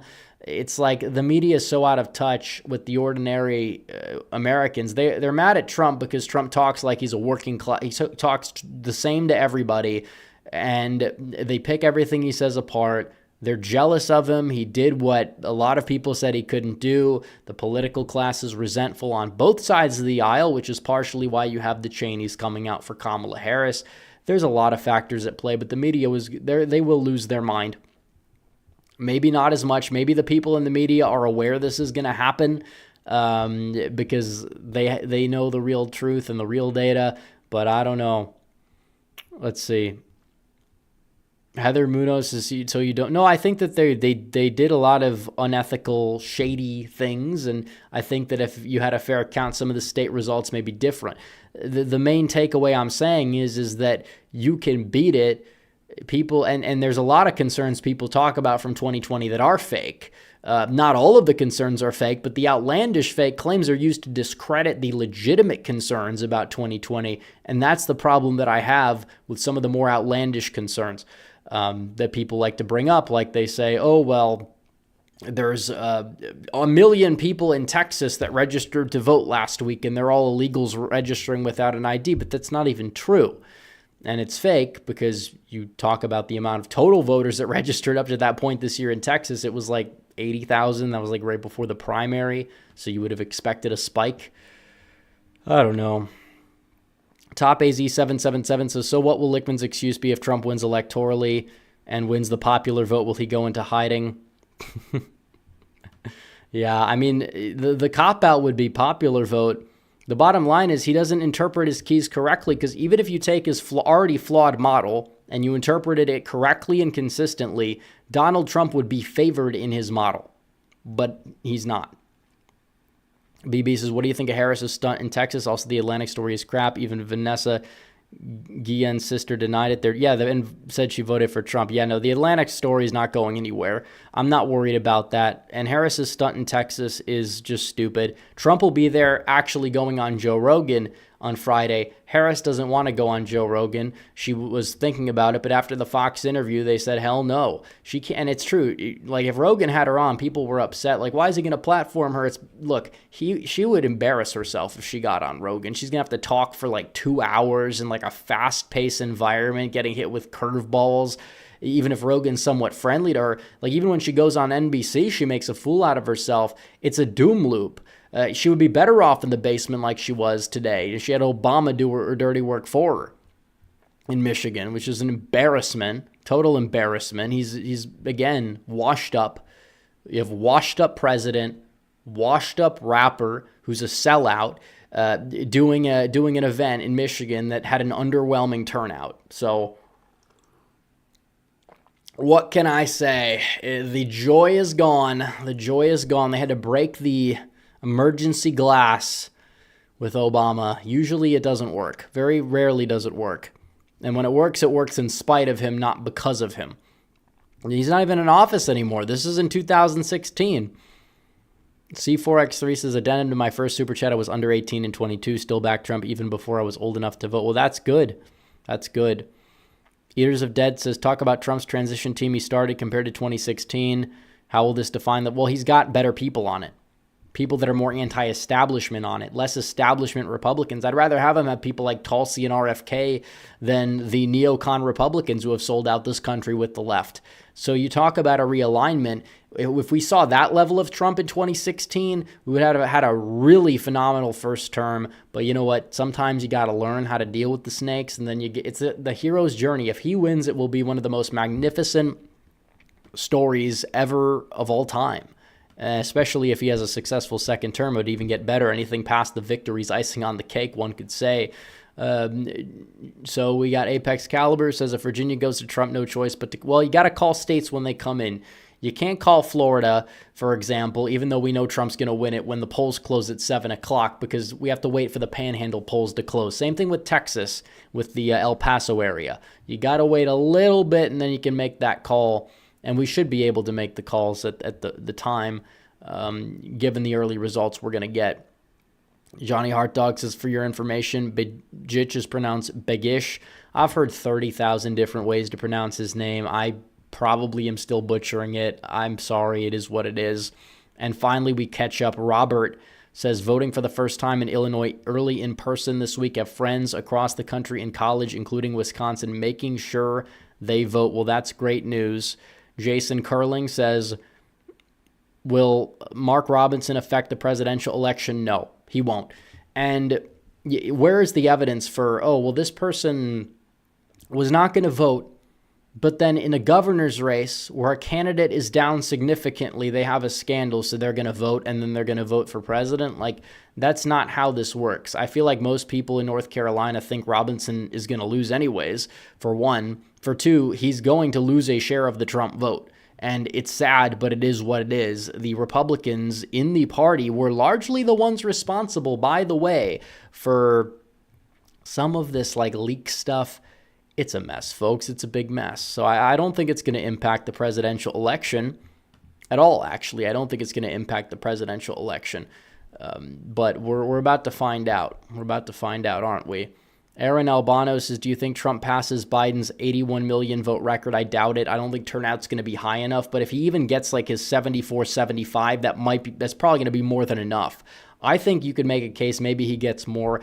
Is it possible we're sitting on like a hidden Trump landslide? Well, depends on how big the election day vote showing is going to be for Trump, which you do have a lot of people voting early, which is good. But, it is true. Maybe there's not as much potential for him to get to that 80 million, depending on what's out there. So we'll have to wait and see, guys. We're still little ways away. The early voting data looks very promising for Trump, but it is not a done deal by any means. We have to fight for every last vote.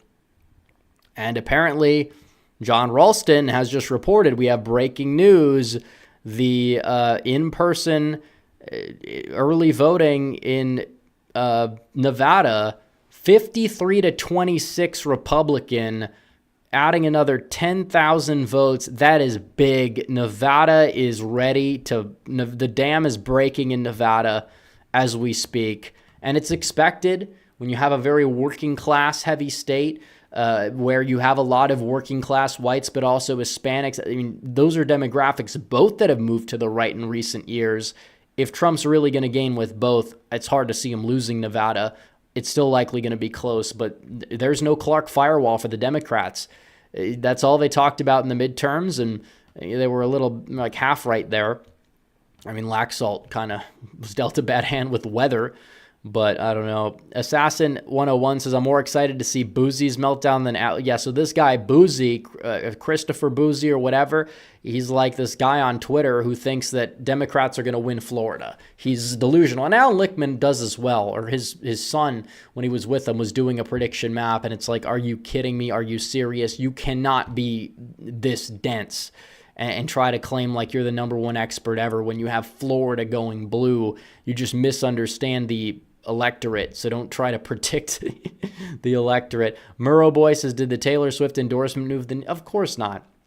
Everyone knows she's a Democrat. People don't care about celebrity endorsements. I don't know how many times I have to tell people this. Obama being in Michigan with Eminem is not going to move the needle. First of all, he's not relevant nearly as much as he was before. Second of all, his support base they're a lot more Trump aligned, I guess you would say. A lot of younger white men that grew up on his music there, and they're upset at his drawing the line in the sand and that ridiculous freestyle cipher thing that was awful. And it's funny seeing Trick come out on Trump's stage on the rally and endorse Trump. That's huge, because he's a big power player in that scene. Maybe not a national name, but in Detroit, it's kind of ironic because he's one of his right-hand men. But I don't know. Like, his celebrity endorsements don't move the needle is what I'm saying. Even when you have somebody that's popular in a specific region and even has people that, in that specific region that like that person or their music or whatever, it's not going to affect anything.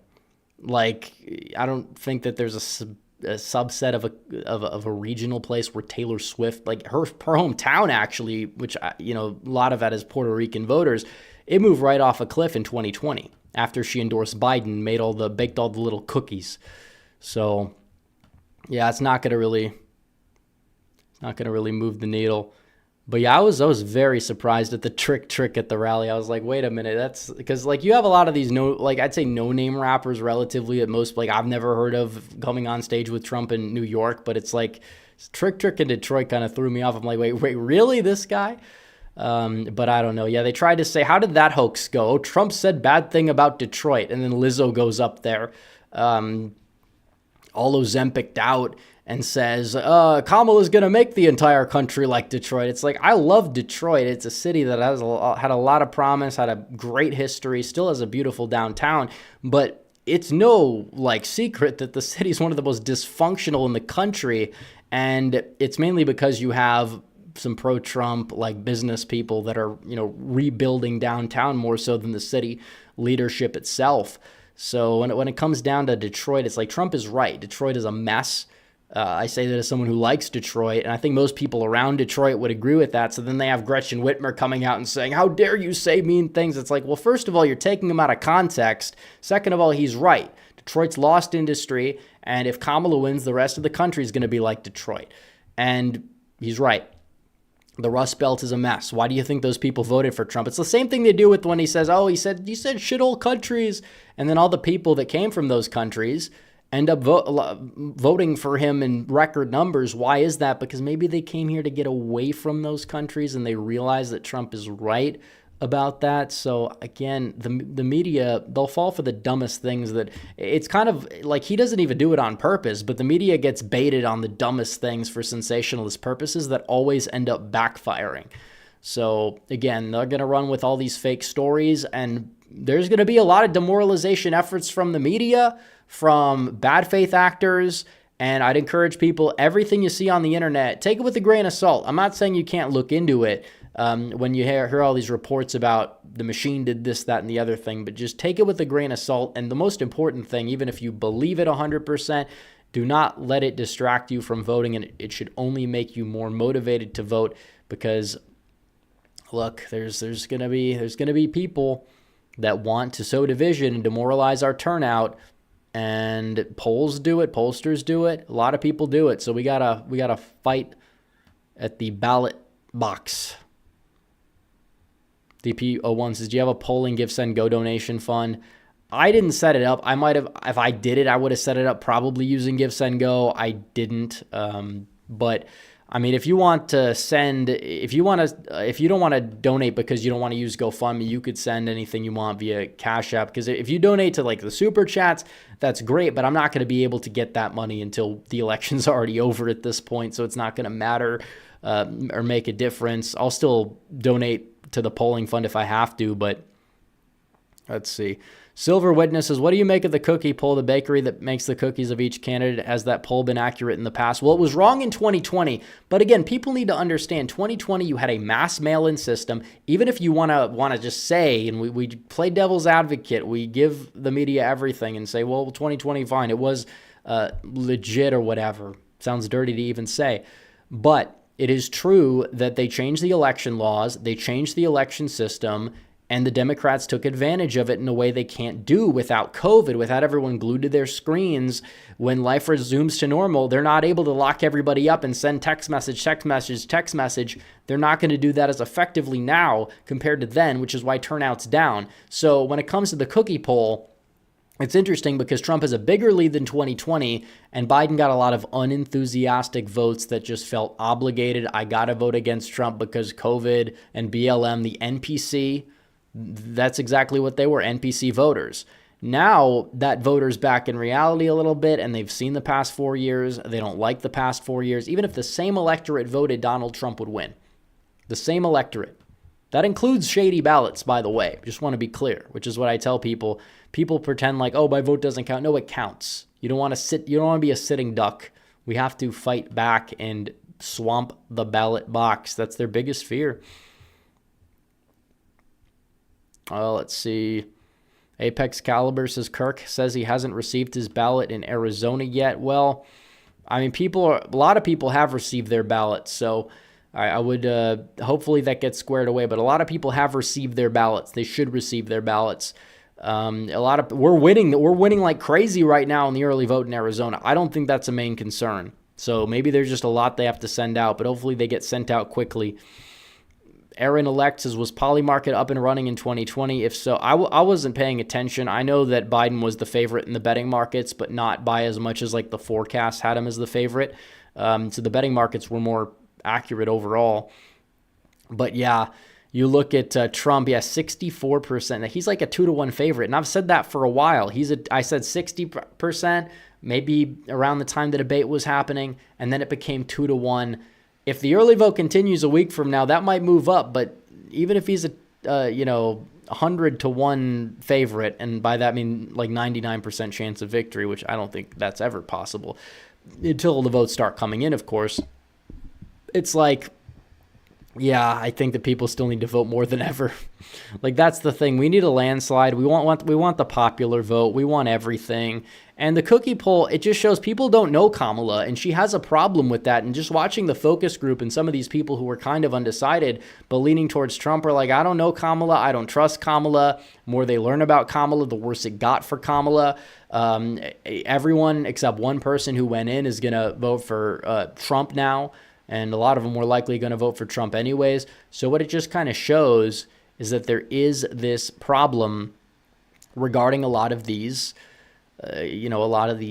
people, a lot of these, low propensity voters. Democrats have a problem. And Kamala Harris, Trump is right. People say, why did he say that when he says nobody knows who Harris is? No, he's right. He's making a really good point when he says that, actually, because nobody knows who the hell she is. She's just there. That's like pretty much it. She's just there. Like Kamala, they know Kamala, oh, she's the VP, but then that's the VP to who? It's like, oh, Biden, like what's she going to do differently? Nothing. Yeah, it's kind of a problem for her, is it not?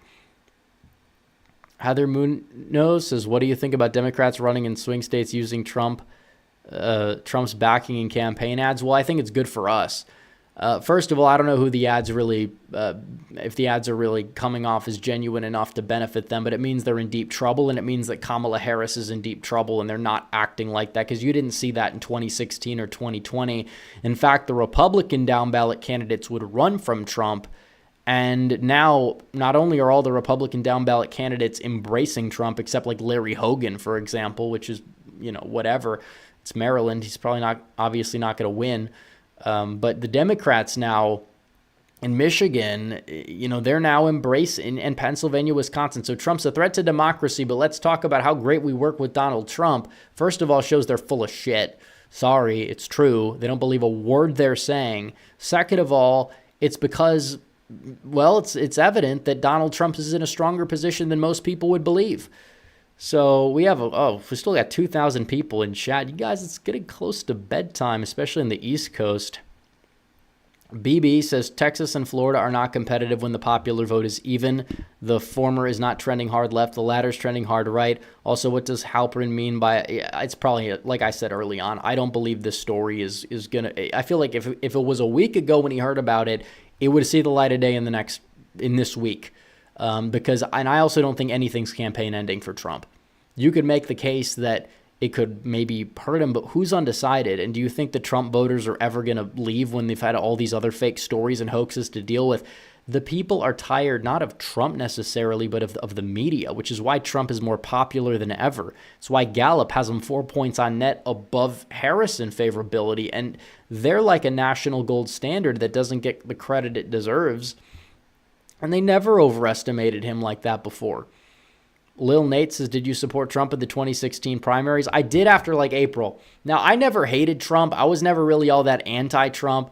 I was very apolitical. I was just kind of like, entertained by the debate. It's like I had a couple people that I liked. I didn't think Trump could win at the time because I didn't really take him seriously. But by the time, April hit, March, April, when he started winning a lot of these primaries is kind of when I started to do my own research and understood why the Trump movement was common sense, and understood that there were a lot of people that are like disaffected that are getting into it. I'm like, okay, well, maybe he is going to beat Hillary Clinton, especially because Hillary was somebody who just epitomized that establishment. And obviously the Bernie Sanders campaign was also populistic, and a good chunk of those people who weren't like crazy leftists joined Donald Trump's campaign and helped him win, and are still, part of the MAGA. And I think that Trump's tapped into that a little bit more with people like RFK Jr., people with concerns about health, and that's absolutely huge. So Matthew Covert says, do you or... I do house predictions.